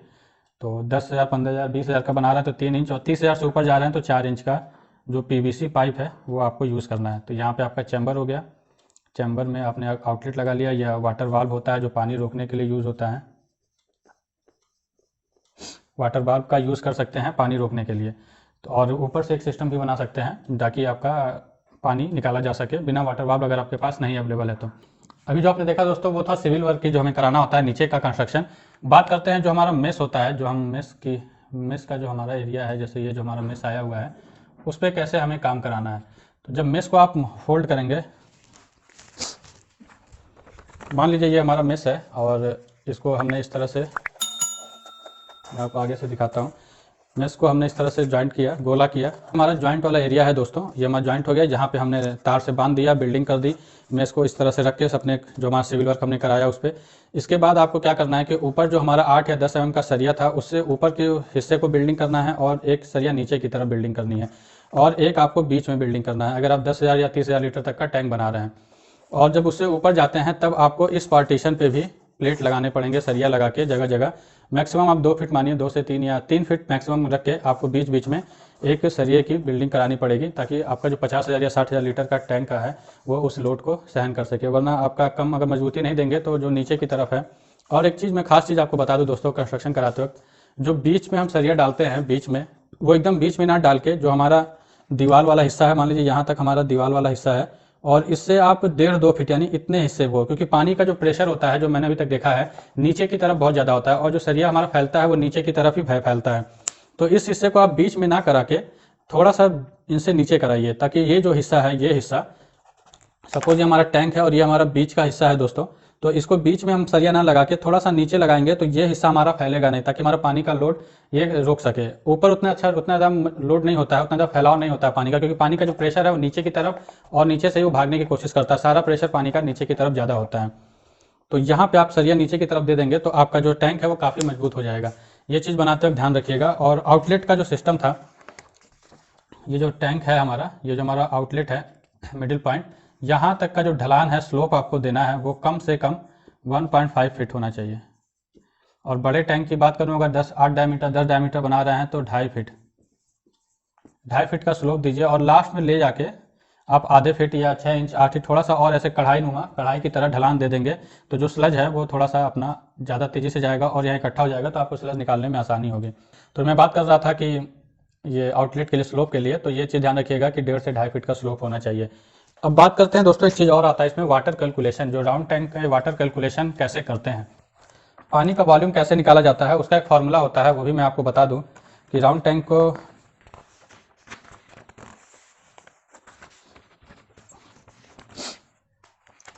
ये जो मान लीजिए हमारा 4 डायमीटर का टैंक है, 4 डायमीटर का, इसका वाटर वॉल्यूम निकालना है। जो इसकी हाइट है, हाइट हमारा 1 मीटर है, 1 मीटर यानी लगभग 3.5 फीट के आसपास आएगा। तो 1 मीटर है, तो इसका जो फार्मूला होता है राउंड निकालने का, उसका होता है volume pi r square h. ये जो हमारा हिस्सा होता है दोस्तों पॉइंट से, ये हमारा आर होता है त्रिज्या।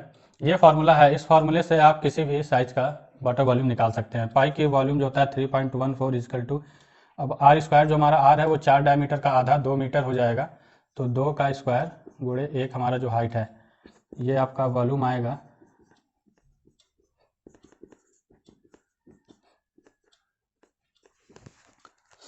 1256 मीटर क्यूब।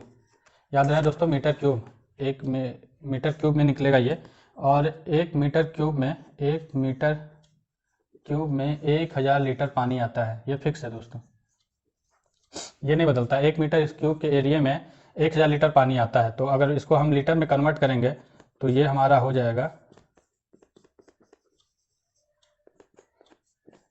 12,560 लीटर पानी हमें मिलेगा 4 डायमीटर के एक टैंक से। ये दोस्तों फार्मूला है, आप इससे किसी भी साइज़ का कैलकुलेशन कर सकते हैं, किसी भी साइज़ का जो भी 4 डायमीटर से ऊपर है, 8-10 डायमीटर, जो भी, इस फार्मूले का यूज़ करके आप अपना वाटर वॉल्यूम निकाल सकते हैं। तो यही चीज़ था दोस्तों राउंड टैंक में। और बेसिक पॉइंट्स की बात बता दूं कि राउंड जो तारपोलिन टैंक होता है इसकी लाइफ 4 से 5 साल होता है। सीमेंट टैंक की कंपैरिजन में ये कम होता है इसका लाइफ, और सीमेंट टैंक की मैं बताऊंगा कि उनका लाइफ भी 20-25 साल होता है। लेकिन इसको बनाने की कॉस्टिंग कम आती है। इसको मिनिमम आप ट्रेनिंग पर्पज़ से भी बना रहे हैं, सीखने के पर्पज़ से भी बना रहे हैं, तो कम से कम आप इसे 4 डायमीटर का बनाइए। और तो आज के लिए इतना ही, और नेक्स्ट करेंगे आज सीमेंट टैंक का, कि हमें सीमेंट टैंक कैसे बनाना होता है, कैसे हम उसको मजबूती दे सकते हैं, किस किस तरह से कंस्ट्रक्शन हमें कराना है। तो चलिए वीडियो को आगे बढ़ाते हैं दोस्तों। उससे पहले मैं आपसे अनुरोध करना चाहूँगा कि जो भी बायोफ्लॉक सीख रहे हैं मेरे इस वीडियो के माध्यम से, वो इस PDF डॉक्यूमेंट को जरूर खरीद लें। और बहुत ही मिनिमम चार्जेस है दोस्तों, 199 में आपको ये मिल जाएगा। व्हाट्सएप पे आप मुझसे कॉन्टैक्ट करिएगा स्क्रीन पे आ रहे हैं नंबर से, ताकि आप दोनों वीडियोज़ और इस PDF के माध्यम से आप कंप्लीटली बायोफ्लॉक सीख सकते हैं घर बैठे। तो चलिए टॉपिक पे आते हैं दोस्तों, सीमेंट टैंक।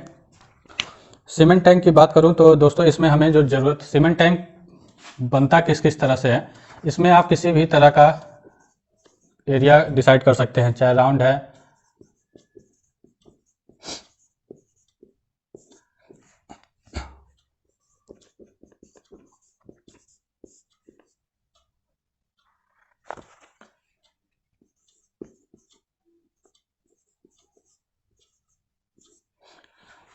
दोस्तों सीमेंट टैंक में आपका एक स्पेसिफिक, जैसे तारपोलिन टैंक में डिसाइड है कि राउंड टैंक ही ज़्यादातर बनता है, और लेकिन सीमेंट टैंक में आप जैसा चाहें वैसा बना सकते हैं। राउंड बना सकते हैं, आयताकार, वर्गाकार या कैप्सूल। बड़ा टैंक बना रहे हैं तो कैप्सूल टैंक बनाइए, छोटा बना रहे हैं तो राउंड बनाइए या आयताकार बनाइए। तो इस तरह से कैप्सूल टैंक की बात करूँ दोस्तों, तो जो डिज़ाइन इसका, बाकी चीज़ें तो आप समझ रहे होंगे। कैप्सूल टैंक जो बनता है वो इस तरह से होता है, पहले सीधा आयताकार की तरह, फिर यहाँ से जाके दोस्तों ये राउंड हो जाता है। तो जो कैप्सूल दवा आती है उसका मॉडल है एक तरह से, ये इस तरह से बनता है कैप्सूल टैंक की डिज़ाइन को बात करें तो। बाकी डिज़ाइन तो आप समझ ही रहे होंगे कि आयताकार राउंड कैसा है। बात करें दोस्तों सीमेंट टैंक बनाने के लिए हमें किन किन चीज़ों की जरूरत पड़ेगी, तो पहला है वो ईंट। सबसे पहले तो आपको ईंट की जरूरत पड़ेगी। दूसरा है बालू सीमेंट, जो भी सिविल वर्क के लिए यूज़ होता है।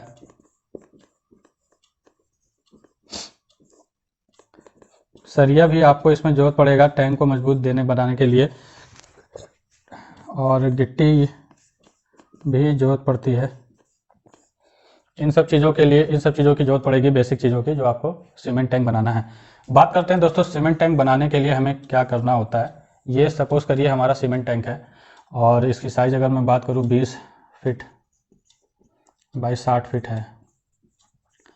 अब इसको दोस्तों जो हाइट हमें रखना होता है, इसकी जो हाइट आएगी वो कम, आप 4 से 5 फीट भी रख सकते हैं। हाइट जो आपका आएगा 4 से 5 फीट आप रख सकते हैं। बेहतर होगा कि आप 4 फीट रखें, और 4 फीट, सॉरी, बेहतर यही है कि आप 5 फीट हाइट रखिए, 4 फीट पानी रखिए, 3.5 या 4 फीट, ताकि आपका जो फार्मिंग है वो प्रॉपर रहे।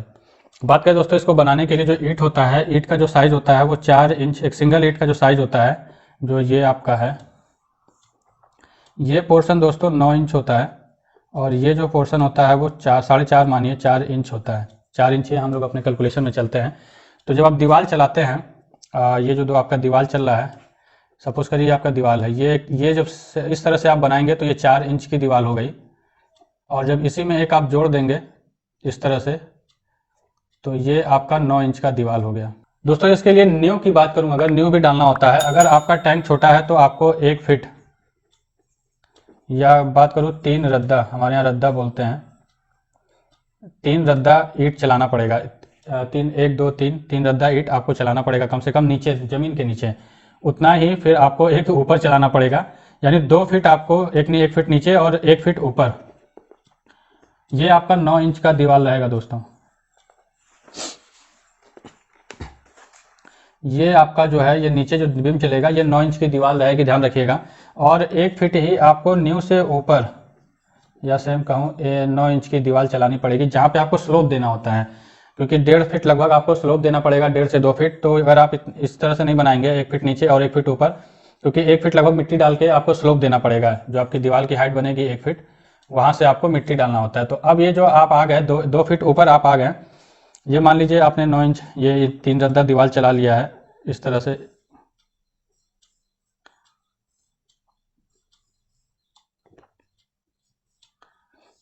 ये 1 2 3 4 5 है, तीन जो आपका 1 2 3, ये हिस्सा ज़मीन के नीचे है, ये हिस्सा ज़मीन से ऊपर हो गया, ये नींव हो गया, ये ऊपर का।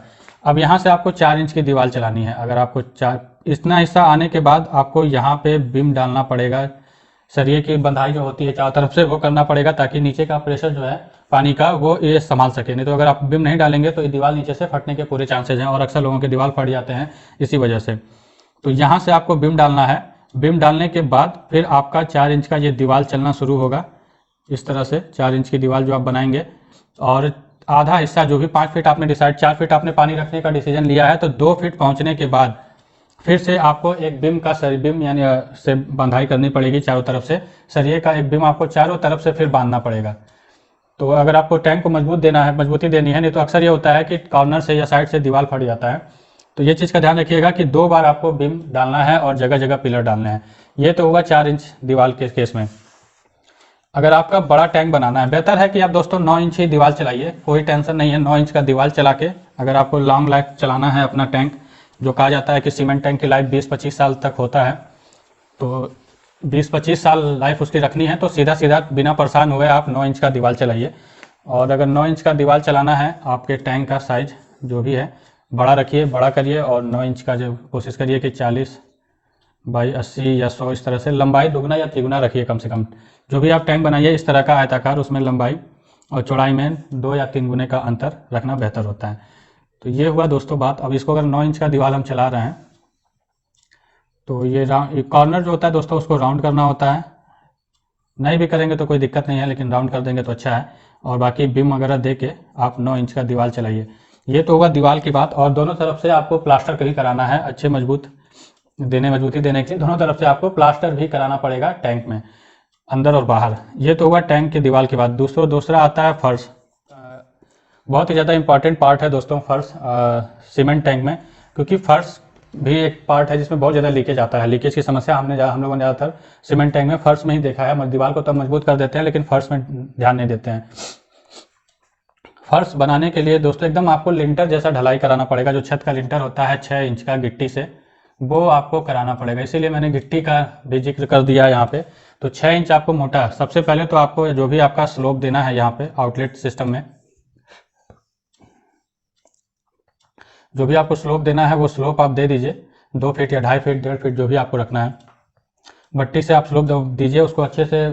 जो दुरमुस होता है, हमारे यहाँ दुरमुस कहते हैं, जो बैठाने के लिए यूज़ होता है, उससे आप पूरी मिट्टी को अच्छे से बैठाइए। पानी का डालिए, तुरंत नहीं आप काम कराइए, क्योंकि बाद में मिट्टी बैठती है। तो पहले 1-2 दिन उसे पानी का छिड़काव कराइए अच्छे से, ताकि जो भी मिट्टी का बैठना है वो बैठ जाएगा। फिर उसे दुरमुस से उसे बैठाइए। उसके बाद जो ईंट होता है दोस्तों, ईंट को तोड़ के हम गिट्टी में छोटा छोटा टुकड़े में तोड़ते हैं। छोटे छोटे टुकड़े में हम ईंट को तोड़ के, जैसे फर्श हम लोग ढलाई कराते हैं अपने घरों में, तो छोटे टुकड़े को तोड़ के यहाँ पूरा बिछा के फिर उसको अच्छे से उस पर बालू डाल के और हल्का सा 10-1 का मसाला जो हमारे यहाँ यूज़ हुआ है, 10-1 का मसाला, अच्छे से गिट्टी को बैठाने के बाद जो नेक्स्ट आता है दोस्तों, उसमें बात करें तो जो हमारा गिट्टी है, जैसे हम ढलैया कराते हैं उस तरह से गिट्टी का मसाला बना के आपको 3 या 4 इंच का, क्योंकि 2 इंच आपका मोटा जो है एरिया वो कवर कर लेगा जो आपने ईंटों को तोड़ के डलवाया हुआ है। 4 इंच का कम से कम आप इसमें ढलैया कराइए पूरा। ढलैया कराने के बाद अपना स्लोप वगैरह प्रॉपर देने के बाद नेक्स्ट डे, अगले ही दिन आप इसे प्लास्टर कराइए। प्लास्टर भी कराना पड़ेगा ऊपर से। इसको प्लास्टर कराना पड़ेगा ऊपर से 1 इंच कम से कम तो आपको देना ही पड़ेगा, जो स्लोप वगैरह है उसको सही करने के लिए। केवल अगर गिट्टी रहेगी तो वो खुरदुरा रहेगा, इसलिए आपको प्लास्टर कराना पड़ेगा 1 से 1.5 इंच कम से कम, ताकि आपका जो फर्श है वो प्लेन हो जाए। प्लास्टर होने के बाद उस पर नहला बोलते हैं हमारे यहाँ, आपके यहाँ क्या बोलते हैं मुझे पता नहीं, जो सीमेंट का घोल बना के पूरी तरह से, केवल सीमेंट ही उसमें होता है, सीमेंट का घोल बना के इसको प्लेन किया जाता है, एकदम प्लेन नहला। साथ ही साथ दोस्तों इसमें आपको एक चीज़ और, डॉक्टर फिक्सिट भी यूज़ कर सकते हैं, डॉक्टर फिक्सिट, ताकि लीकेज वगैरह का प्रॉब्लम ना रहे। और सबसे बड़ी बात दोस्तों कि अगर आप फर्श बना रहे हैं तो इसको अच्छे सीमेंट से बनवाइए, मजबूत सीमेंट से, जो अच्छे सीमेंट होते हैं उनसे ही बनाइएगा। अगर कहीं भी ये लीकेज हो गया, हल्का सा भी माइनर लीकेज भी हुआ, तो अच्छे मिस्त्री उसको पकड़ नहीं पाते हैं और पानी आपका लीक होता है। साथ ही जो सबसे ज़्यादा लीकेज की प्रॉब्लम आती है दोस्तों, मैंने जो फेस किया है वो आउटलेट के पास आता है। तो आउटलेट के पास आपको ध्यान रखना है, क्योंकि यहाँ पे आते आते आपका जो सीमेंट है या जो भी मसाला है वो पतला हो जाता है, क्योंकि आपको यहाँ पे स्लोप देना होता है। तो ये चीज़ नीचे से आप इसे ध्यान रखिएगा कि नीचे से हमारा प्रॉपर वो 6 इंच का भी यहाँ पे आए। ऐसा नहीं कि इधर से 6 इंच आते आते यहाँ पे 2 इंच 3 इंच बचे, तो ये प्रॉब्लम आ जाता है। मेरे दोनों सीमेंट टैंक में यहीं पे लीकेज था दोस्तों, दोनों आउटलेट के पास मेरा टैंक लीकेज हो गया था, हमने दोबारा इसको बनवाया था। तो ये चीज़ भी आप ध्यान रखिएगा कि आउटलेट के पास ज़्यादा लीकेज आने के चांसेज होते हैं। साथ ही साथ जो फर्श का कॉर्नर होता है, ये कॉर्नर से भी दीवार छोड़ने के चांसेज होते हैं। तो बेहतर होता है कि आप पहले बीम अगर न्यू डलवाने के बाद सीधे इसके साथ ही आप फर्श को ढलैया करा दीजिए, ताकि ये हिस्से को पकड़ लेगा और इसके ऊपर से आप ईंट को चलाना शुरू करेंगे। जनरली बेहतर तकनीक यही है कि आप न्यू का काम कराने के बाद फिर फर्श का काम कराइए, और फर्श के ऊपर आप फिर इसमें बीम डलवा के फिर उसके ऊपर अपना दीवार चलवाइए। ये बेहतर तरीका है अगर आपको फर्श के साथ, ताकि जब दोनों फर्श जुड़ा रहेगा तो इस कॉर्नर से, इस हिस्से से आपका अलग से जब बनवाए रहेंगे तो फर्श अलग नहीं होगा। अगर इनकेस आपने अलग से बनाया है तो आपको फिर यहाँ पे एक 4 इंच का ईंटा लगा के यहाँ पे उसको अच्छे से मसाले से मजबूती दे देंगे, तो वो जॉइंट जो है आपका छूटेगा नहीं। तो ये तरीका था दोस्तों, अच्छा तरीका है ये सीमेंट टैंक बनाने का। तो दोस्तों अभी आपने देखा है कि सीमेंट टैंक बनाने के लिए कितना मेहनत करना पड़ता है, क्या क्या इसमें काम है। इसीलिए कहा जाता है कि सीमेंट टैंक की जो कॉस्टिंग आती है वो 4 रुपये पर लीटर आता है दोस्तों, पर लीटर का इसमें खर्च आता है, क्योंकि जो दीवार है उतनी ही कॉस्टिंग आपका उसमें फर्श को बनाने में खर्च करना पड़ता है। फर्श का आप मजबूती नहीं देंगे तो आपका पानी सब लीक हो जाएगा, और जब लीक हो जाएगा तो आपका सारा सिस्टम बेकार हो जाएगा। तो ये चीज़ था, इसीलिए इसकी जो कॉस्टिंग आती है वो 4 रुपये से 5 रुपये पर लीटर आता है। दूसरी बात करूँ इसके लाइफ की, तो ये 20 से 30 साल आराम से चलता है। थोड़ा बहुत मेंटेन कराते रहेंगे तो 20 से 30 साल इसका कहीं नहीं गया है, कम से कम 20 साल तो ये चलेगा ही चलेगा।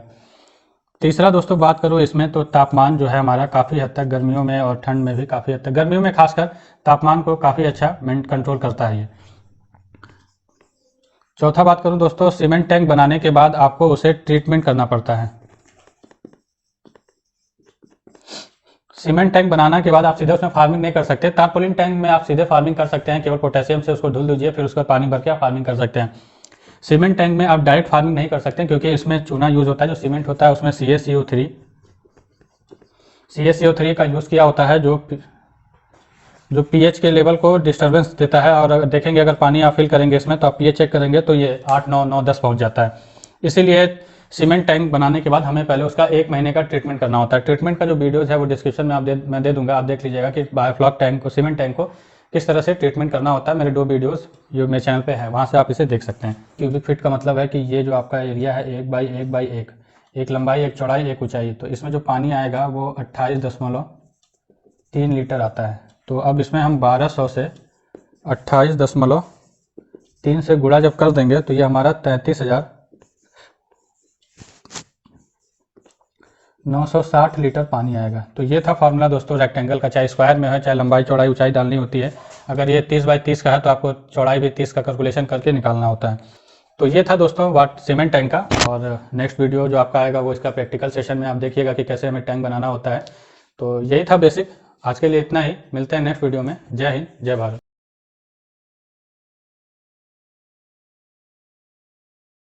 तो चलिए बात करते हैं पॉन्ड लाइनर टैंक का। तो इसमें रिक्वायरमेंट जो होता है दोस्तों, पहला तो हमें पॉन्ड लाइनर चाहिए होता है।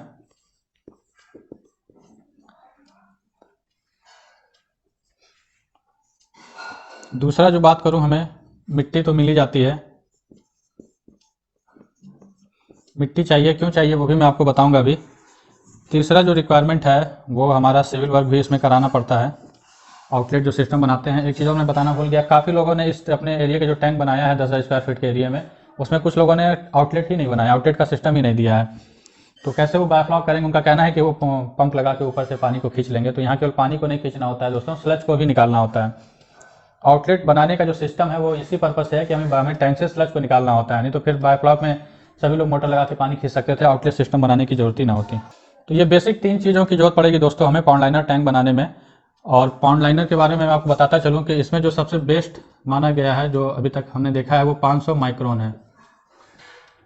300 माइक्रोन का भी पॉन्ड लाइनर यूज़ किया जा रहा है, लेकिन इसका लाइफ अच्छा नहीं है। 500 माइक्रोन, इससे ऊपर भी आता है 1000 माइक्रोन, तो इसकी ज़रूरत नहीं है। आप 500 माइक्रोन का यूज़ करेंगे तो ये 5 साल इसका लाइफ है। 5 साल ये आसानी से चलता है अगर आपका टेस्टिंग सही से हुआ है तो अब बात करते हैं दोस्तों कंस्ट्रक्शन का, जो सबसे ज़्यादा इंपॉर्टेंट है पॉन्ड लाइनर सेटअप में। कंस्ट्रक्शन कराते वक्त आपको क्या ध्यान रखना है, ये दोस्तों सीक्रेट है, जल्दी कोई बताता नहीं है। पॉन्ड लाइनर टैंक बनाते वक्त लोग बताते नहीं है कि कैसे आपको टैंक कंस्ट्रक्शन कराना होता है, लेकिन मैं आपको वीडियोस के माध्यम से बता दूं। जो टैंक का एरिया होता है, लंबाई चौड़ाई, कोशिश करिए कि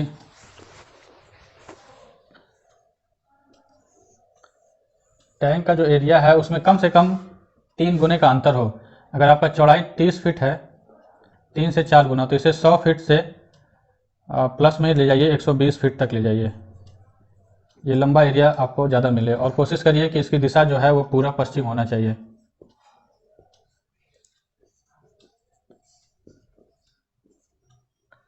पूरब पश्चिम दिशा होने का क्या रीज़न होता है, जैसे ज़्यादातर जो हवा चलता है दोस्तों, जो वो पूरब या पश्चिम, ज़्यादातर ऐसे ही देखा गया है, या तो पूरब से पछुआ हवा या पश्चिम, पूर्वी हवा बोलते हैं हमारे यहाँ। पूरब से हवा चलती है या पश्चिम से। जब हवा चलता है तो इस दिशा में तो हवा का जो टकराव है वो ज़्यादा पानी में होता है, और पानी के अंदर ऑक्सीजन का लेवल बढ़ता है। तो ये भी तालाब वगैरह बनाने में भी यही रीज़न देखा जाता है कि पूरब पश्चिम दिशा होनी चाहिए। और जनरली मैंने अभी तक जो भी देखा है, आप जो सेट बनाते हैं, आप गॉट फार्मिंग के लिए सेट बनाते हैं, तो उसमें भी जो ट्रेनर्स हैं, जो CIRG जो अनुसंधान केंद्र है मथुरा में, वो भी यही बताते हैं कि जो शेड है उसकी दिशा पूरा पश्चिम होनी चाहिए। और आपका जो पोल्ट्री के लिए भी है, जो कॉन्ट्रैक्ट फार्मिंग कंपनियां हैं, वो भी कहती हैं कि जो इनका शेड बनने का दिशा है वो पूरा पश्चिम होना चाहिए, ताकि हवा का आना जाना प्रॉपर अच्छे से रहे। तो ये 30 फीट बाई 100 फीट या 120 फीट का आपका एरिया होना चाहिए कम से कम। जो भी अगर 40 कर रहे हैं तो इसको 4 गुना कर लीजिए, 3 गुना, कम से कम मिनिमम 3 गुना तो आप रखिए ही रखिए, अगर आपको अच्छा रिजल्ट पाना है अपने पॉन्ड लाइनर सेटअप से। दोस्तों लोग इसमें गलती बनाने में क्या कर रहे हैं कि ये जो टैंक है ये मट्टी खुदवा के ही नीचे की तरफ चले जा रहे हैं, मतलब 5 फीट 6 फीट जो इसका हाइट रखा गया है वो नीचे की तरफ चले जा रहा है। जबकि बायोफ्लॉक में जो टैंक बनता है वो मट्टी से ऊपर बनता है, ताकि जो आपका आउटलेट सिस्टम बने वहाँ से आपका पानी निकालना आसान हो। अगर आपके पास बगल के एरिया में मट्टी मतलब जमीन नीचा है, मतलब तालाब है आपके पास 8-10 फीट का खोदा हुआ है, तब तो आप 6 फीट नीचे चले गए तो आपके पास पानी निकालने के लिए जगह है, कोई दिक्कत नहीं है। लेकिन अगर आपके पास पानी निकालने के लिए जगह समतल है, आपके पास बगल का भी जमीन बराबर है, तो आप मिट्टी को खोद के नहीं बना सकते हैं। फिर आपको मिट्टी जो बंधा है, मैं ऐसे बता दूं, जो बंधा है वो ऊपर बनाना पड़ेगा, मिट्टी के लेवल से ऊपर बनाना पड़ेगा। मैक्सिमम आप इसे 1 फीट ही खोदिए, 1 फीट खोदने के बाद जो मिट्टी मिलती है उसी से आपको बंधे को ऊपर बनाना है दोस्तों। यही मेन पॉइंट है इसको बनाने में, कि ये जो टैंक है ये नीचे नहीं बनेगा दोस्तों, ऊपर बनेगा, क्योंकि हमको स्लज निकालना होता है। अगर नॉर्मल पॉन्ड की तरह नहीं है कि हमें पानी केवल निकालना है, हमें स्लज निकालना है। इसलिए हमारा जो मेन टारगेट होना चाहिए वो बंधा जो है हमारा जमीन से ऊपर बनना चाहिए। यही सबसे बड़ी गलती लोग कर रहे हैं कि सारे जो कंस्ट्रक्शन हो रहे हैं, जिनको मैंने शुरू में बता दिया था, जो मुझसे कॉल्स जिनसे फ़ोन से मेरी बात हुई जिन लोगों ने, वो लोग बंधे को ऊपर बनाए हुए हैं, लेकिन काफ़ी ज़्यादा लोगों ने बंधे को नीचे कर दिया है, गड्ढा करा दिया है और उसमें पॉन्ड लाइनर को बिछवा दिया है। ये गलती हो रही है दोस्तों इसको बनाने में। तो याद रखिएगा कि इसको जो बनाना है ये ऊपर बनाना, जैसे हम जाली बनाते हैं, जाली मेस लगाते हैं तारपोलिन टैंक में तो ऊपर बनता है, सीमेंट टैंक भी बनाते हैं तो ज़मीन से ऊपर बनाते हैं, वैसे ही इसे भी हमें ऊपर बनाना है। बात करें दोस्तों इसके बंधे का, जो ये तो आपका पॉन्ड है, और जो ये हमारा बंधा आएगा ये हिस्सा, तो ये जो आपका नीचे का एरिया है, नीचे का एरिया बॉटम एरिया आपका कम से कम 12 से 15 फीट होना चाहिए, और ऊपर का एरिया कम से कम 6 फीट, जितने पे आप आसानी से चल सके। कम से कम ट्रैक्टर जो चलता है, ट्रैक्टर चलने भर का जगह इस पर होना चाहिए, क्योंकि अगर ट्रैक्टर चलने की जगह नहीं होगी और आप जेसीबी से इसे बनवाए रहेंगे तो इसका बंधा मजबूत नहीं होता है। खास चीज़, एक चीज़ और बता दूं कि कभी भी इस तरह के कंस्ट्रक्शन को कराना हो या आपको तालाब भी बनवाना हो तो आप कोशिश करिए ट्रैक्टर का यूज़ करिए, क्योंकि ट्रैक्टर जब यहाँ से मिट्टी निकालता है तो इस बंधे पे चलता है, चलने से वो बंधा दब जाता है और मजबूत बनता है। जेसीबी क्या करता है, एक जगह से खोद के मिट्टी डाल देगा जगह जगह, उससे ये बंधे की मजबूती है वो प्रॉपर नहीं होती है। इसलिए आप ध्यान रखिए कि नीचे अगर आप इससे कम कर देंगे नीचे का एरिया, तो ये मिट्टी नीचे गिरने के चांसेस होंगे, बंधा आपका कमज़ोर हो जाएगा और टूटने के चांसेस रहेंगे, क्योंकि इसमें जब 5 लाख या 10 लाख लीटर पानी होगा तो इसका भी प्रेशर आपके बंधे पे पड़ेगा। इसलिए ऊपर कम से कम 6 फीट। काफ़ी लोग क्या कर रहे हैं, इसको 3 फीट करा दे रहे हैं चलने के लिए बस, तो ऐसा नहीं करना। मैं जिसका प्रैक्टिकल वीडियो दिखाऊंगा जो हमारा बना हुआ है, उसमें देखिएगा कि हमने नीचे 15 फीट का एरिया लिया हुआ है और ऊपर 6 से 7 फीट का एरिया इस तरह से बना हुआ है। तो ये कंस्ट्रक्शन का तरीका है, इस तरह से आपको बंधे को बनाना है। और जो आउटलेट सिस्टम है दोस्तों, आउटलेट का जो तरीका है वो बता दूँ मैं आपको। आउटलेट का जो एरिया होना चाहिए वो कम से कम 4 डायमीटर, ये 4 डायमीटर का एरिया लेके आपको इसे कंस्ट्रक्शन मतलब सिविल वर्क करा लेना है, जैसे फर्श बनता है। और यहाँ से यहाँ का जो स्लोप है ये 1 फीट से कम नहीं होना चाहिए। 1 फीट तो आप रखिए ही रखिए चारों तरफ से। और जब यहाँ से यहाँ का जो आउटलेट का सिस्टम है, जो पाइप लगा हुआ है, इस हिस्से से मैं इधर से बना दूँ, इस हिस्से को आप 2.5 फीट रखिए। ध्यान रखिएगा दोस्तों, ये कोई आप जल्दी कहीं यूट्यूब पे मिलेगा नहीं। और इसको आप 2.5 फीट रखिए और एकदम कढ़ाई की तरह इस तरह से बना होना चाहिए। हाथ का एंगल से बताऊं तो इस तरह से, क्योंकि जब स्लज यहाँ आए और तुरंत यहाँ से सरक जाए इस गड्ढे में। और फिर ये जो पाइप है आउटलेट के लिए, जो आपको पाइप पीवीसी लेना है वो कम से कम 6 इंच का पीवीसी पाइप लगाइएगा, क्योंकि प्रेशर बहुत ज़्यादा होता है। 4 इंच का लेंगे तो हो सकता है पाइप ही फट जाए। तो 6 इंच का लेना है और मजबूत पाइप लेना है, हैवी वाला लेना है दोस्तों। ऐसा नहीं कि नॉर्मल पाइप आप ले लेंगे, हैवी पीवीसी पाइप लगाना है आपको। तो ये तरीका है दोस्तों सही तरीके से टैंक बनाने का। कुछ है नहीं, लेकिन आपको बेसिक पॉइंट्स ध्यान रखने होते हैं कि कैसे टैंक को बनाना है। तो नेक्स्ट वीडियो में दोस्तों इसका जो है वो आपको प्रैक्टिकल इन्फॉर्मेशन भी मिल जाएगी। मैं प्रैक्टिकली जो मेरा टैंक बना हुआ है उसका डिटेल आपको दे दूंगा कि कैसे बनाना होता है। तो आज के लिए इतना ही, मिलते हैं नेक्स्ट वीडियो में। जय हिंद, जय भारत। जय हिंद दोस्तों, मैं रणधीर अधीर एग्रीटेक में आपका फिर से स्वागत करता हूँ। इस वीडियोस में दोस्तों आप सीखेंगे कैसे आपको पॉन्ड लाइनर टैंक बनाना होता है। इसका लास्ट वीडियो जो फ्री बायोफ्लॉक ऑनलाइन ट्रेनिंग जो आपको प्रोवाइड की जा रही है वीडियोस के माध्यम से चैप्टर वाइज, उसमें आपने लास्ट वीडियो देखा था कि आपको पॉन्ड लाइनर टैंक बनाने के लिए उसके थ्योरी का चैप्टर आप मेरे चैनल से देख सकते हैं। आज के इस वीडियो में मैं आपको प्रैक्टिकली वीडियोस के माध्यम से दिखाऊंगा कि कैसे आपको पॉन्ड लाइनर टैंक बनाना होता है। इस वीडियो में आप देख पाएंगे कि आपको कैसे टैंक का सेटअप करना है, बंधे का निर्माण कैसा होना चाहिए, बंधा ऊपर है या नीचे है, और कितना लंबाई चौड़ाई हमारे टैंक का है, पॉन्ड लाइनर हमारा कौन सा है, आउटलेट सिस्टम इसमें कैसे बना हुआ है, साथ ही साथ चैम्बर वगैरह कितना बाई कितने का हमने इसमें बनवाया हुआ है। ये सारी इन्फॉर्मेशन आपको इस वीडियोस के माध्यम से मिलेगा। तो चलिए दोस्तों वीडियोस को आगे बढ़ाते हैं।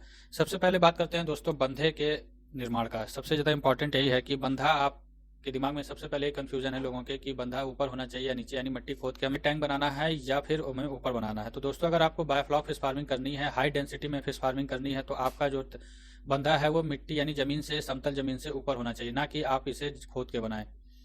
खोद के और ऊपर बनाने का सेंस ये है दोस्तों, अगर आपके पास आसपास आपकी ज़मीन से नीचे जहाँ पानी आपको निकालना है आउटलेट से जो चैम्बर बनेगा, वहाँ अगर आपका लेवल डाउन है, यानी आपके जो जहाँ पे आपको टैंक बनाना है वहाँ से वो लेवल 4-5 फीट डाउन है, तो आप अपने ज़मीन को खुदवा के नीचे जा सकते हैं। लेकिन अगर आपका पूरा ज़मीन समतल है और पानी निकालने के लिए आपके पास कोई नीचा जगह नहीं है, तो आपको फिर मिट्टी ऊपर ही डलवानी पड़ेगी। नहीं तो फिर आप अगर मिट्टी खुदवा देंगे तालाब की तरह और फिर उस पर पॉन्ड लाइनर सेटअप लगवाएंगे तो आप मछली पालन इसमें बायोफ्लॉक सिस्टम से नहीं कर पाएंगे। इसलिए दोस्तों जो आप इस वीडियोस में देख पा रहे हैं, ये जो है हमारा इसके आगे 5 फीट नीचे एक नहर गया हुआ है जहाँ पे हमने आउटलेट सिस्टम डाला है। उसके बावजूद भी हमने इसे ऊपर ही बनाया है क्योंकि 5 फीट भी हमारे लिए कम पड़ रहा था। हमारा जो बंधा है दोस्तों, वो ज़मीन केवल हमने 1 फीट खोदा हुआ है। 1 फीट खोदने के बाद उसी मिट्टी से बंधे को बनाया है। ऐसा नहीं है कि उतने 1 फीट खोदने से ही हमारी मिट्टी की रिक्वायरमेंट पूरी हो गई। हमें अलग से मिट्टी को खरीदना पड़ा था और हमने अलग से मिट्टी को खरीद के इस बंधे का निर्माण ऊपर कराया है। 1 फीट नीचे है और 5 फीट ऊपर है दोस्तों। बंधे की बात करूं लंबाई चौड़ाई का, तो ये जो नीचे का ऐसे है हिस्सा, ये 15 फीट है दोस्तों, और ऊपर आके ये 6 से 5 फीट का है। 5 से 6 फीट इसका ऊपर का हिस्सा है ताकि 2 लोग आराम से इस पर चल सकें। कुछ लोग क्या कर रहे हैं दोस्तों कि वो नीचे से बंधे को कमज़ोर कर दे रहे हैं और ऊपर भी 3 से 4 फीट रख रहे हैं। ऐसा करने से बंधा आपका कमज़ोर हो जाएगा और 2 से 3 साल बाद पानी बरसात होने के केस में वो मिट्टी सड़क के नीचे चली जाएगी और आपका बंधा जो है टूट जाएगा। इस बात का आपको ध्यान रखना है क्योंकि पानी का प्रेशर रोकने के लिए मिट्टी केवल बंधा ही आपके पास है, क्योंकि बंधा आप ऊपर बना रहे हैं। खास बात ध्यान रखिएगा दोस्तों कि बंधा आपका ऊपर है और उसको रोकने के लिए और कोई सपोर्ट नहीं है पानी को रोकने के लिए, इसलिए आपका बंधा मजबूत होना चाहिए। बंधे की साइज़ की बात मैंने बता दी है। बात करूँ दोस्तों टैंक के लंबाई चौड़ाई का, तो जैसा हमने बताया था वीडियोस में कि 4 गुना का अंतर रखेंगे तो बहुत अच्छा होता है। हमारे टैंक का जो साइज़ है वो 4 गुने का है। इसकी जो चौड़ाई है वो 40 फीट है और जिसका लंबाई है दोस्तों ये 160 फीट है, यानी पूरा 4 गुना इसका एरिया रखा हुआ है। 40 बाई 160 का एक टैंक है, लगभग 5 लाख लीटर। हम 3.5 से 4 फीट पे ही पानी रखते हैं, तो लगभग 5 लाख लीटर के आसपास हमारा जो है, कुछ ऊपर ही होगा नीचे नहीं होगा, 5 लाख के आसपास हम मान के चलते हैं। 5 लाख लीटर के हिसाब से हम इसमें फार्मिंग करते हैं, तो लगभग 5 लाख लीटर का हमारा एक टैंक है। दोनों टैंक मिला के हमारा 10 लाख लीटर का कल्चर है। इसके बाद जो दोस्तों पॉइंट आता है कि पानी निकालने के जो जगह होनी चाहिए, हमारे इस टैंक दोनों टैंक के आगे हमने लगभग इतने ही साइज का एक और गड्ढा तालाब बनवाया हुआ है दोस्तों। गड्ढा खुदवाया हुआ है लगभग 8 से 9 फीट का, जिसमें हमारा ये इसका पानी पहले उसमें जाता है, फिर वहाँ से निकल के नहर में जाता है, ताकि हम अगर कभी हमें अचानक से पानी निकालना पड़े तो हमारे पास इतना स्पेस हो कि हम इस टैंक का आधे से ज़्यादा पानी खाली कर सकें। तो इस चीज़ का भी आपको ध्यान रखना है कि पानी निकालने की भी व्यवस्था आपके आसपास होनी चाहिए। कुछ लोग क्या कर रहे हैं कि 10,000 स्क्वायर फीट ही एरिया में वो पूरा बनाना चाह रहे हैं, तो उसमें आपको कभी कभी पानी खाली करना पड़ा तो आपको बहुत ज़्यादा दिक्कत होगा। मैं बताता चलूँ दोस्तों कि अभी इंडिया में ऐसा कोई नहीं है जो बिना पानी एक्सचेंज किए बायोफ्लॉक फिश फार्मिंग कर रहा हो। और जब इतने बड़े लेवल पे आप फार्मिंग कर रहे हैं तो इसमें केवल जो सबसे बड़ी प्रॉब्लम आती है दोस्तों वो स्लज की प्रॉब्लम आ रही है। और जब स्लज का प्रॉब्लम आता है दोस्तों, तो हमने अपने इस टैंक को अभी तक 2 से 3 बार पूरा खाली करके साफ किया है दोस्तों, इसका पूरा पानी निकाला है। तो ये अरेंजमेंट भी आपको देखना पड़ेगा कि पानी निकालने के लिए आपके आसपास प्रॉपर अरेंजमेंट होना चाहिए। आगे बात करूं दोस्तों, तो जो हमें पॉन्ड लाइनर सेट करना होता है, बिछाना होता है, उसके पहले आपको अपने बंधे को समतल करा लेना है। अंदर से स्लोप जो है एकदम प्रॉपर होना चाहिए, ऐसा नहीं उबड़ खाबड़ हो। अगर आप समतल नहीं कराएंगे तो आपका तारपुलिन जो है पॉन्ड लाइनर वो प्रॉपर नहीं बैठेगा, कहीं ऊपर है कहीं नीचे है, और जो वो मिट्टी से पूरी तरह चिपका नहीं रहेगा। और उसके साथ साथ अगर आपका मिट्टी जो है वो पथरीला है, यानी आपकी जो जगह है वो पथरीली है, तो आपको उस पर एक लेयर बालू का भी बिछाना पड़ेगा ताकि आपके पॉन्ड लाइनर में गिट्टी या कंकड़ से कोई छेद ना हो जाए।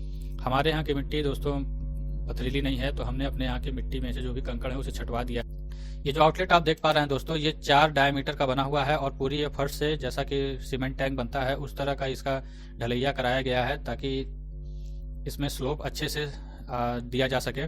और हमारा स्लोप देने का जो मेन पर्पज है दोस्तों वो ये है कि स्लज हमारा अच्छे से निकल सके।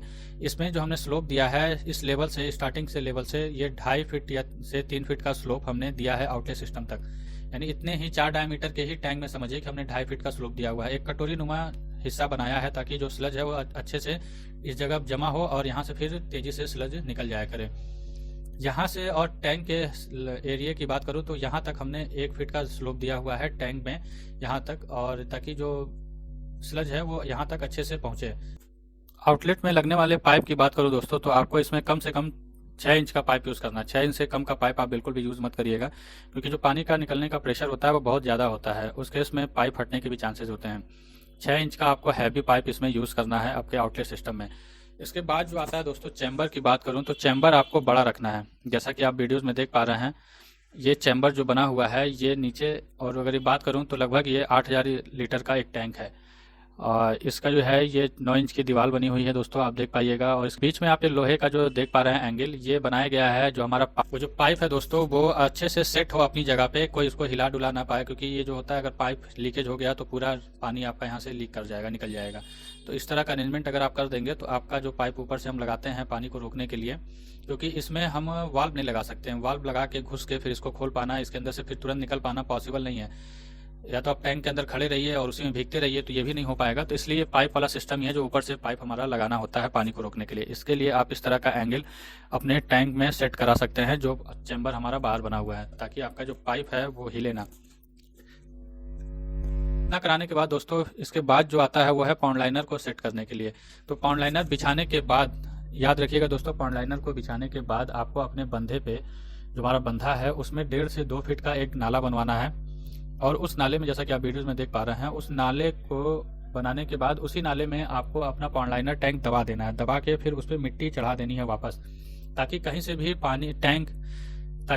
पॉन्ड लाइनर के नीचे हवा जाने का एरिया ना हो। अगर नीचे हवा जाने का एरिया होगा तो हवा तेज चलने के केस में हवा अंदर चला जाता है और वो पूरा टैप जो आपका पॉन्ड लाइनर है वो बीच से उठा देगा। और पानी भरा रहेगा तो भी आपका कई केसेस में देखा गया है कि पानी भरे होने के केस में भी हवा जाने के कारण पॉन्ड लाइनर बीच से उठ गया है और पानी ही किनारे किनारे चला गया है। तो ये भी प्रॉब्लम है, इस तरह के केसेस भी देखे गए हैं। तो ध्यान रखिएगा दोस्तों कि आपका चारों तरफ से एरिया एकदम से अच्छे से दबा होना चाहिए। मिट्टी से दबाने के बाद आप उस पर जगह जगह ईंटे का चुनाई करा दीजिए 2-2 रद्दे का, ताकि कोई भी चांस ना हो उसमें हवा जाने का। यही सब दोस्तों बेसिक इन्फॉर्मेशन थी। इतना देखने के बाद आप पॉन्ड लाइनर सेटअप खुद ही कर सकते हैं। तो इसमें मैंने कोशिश की है कि आपको सारी चीज़ें बता सकूं।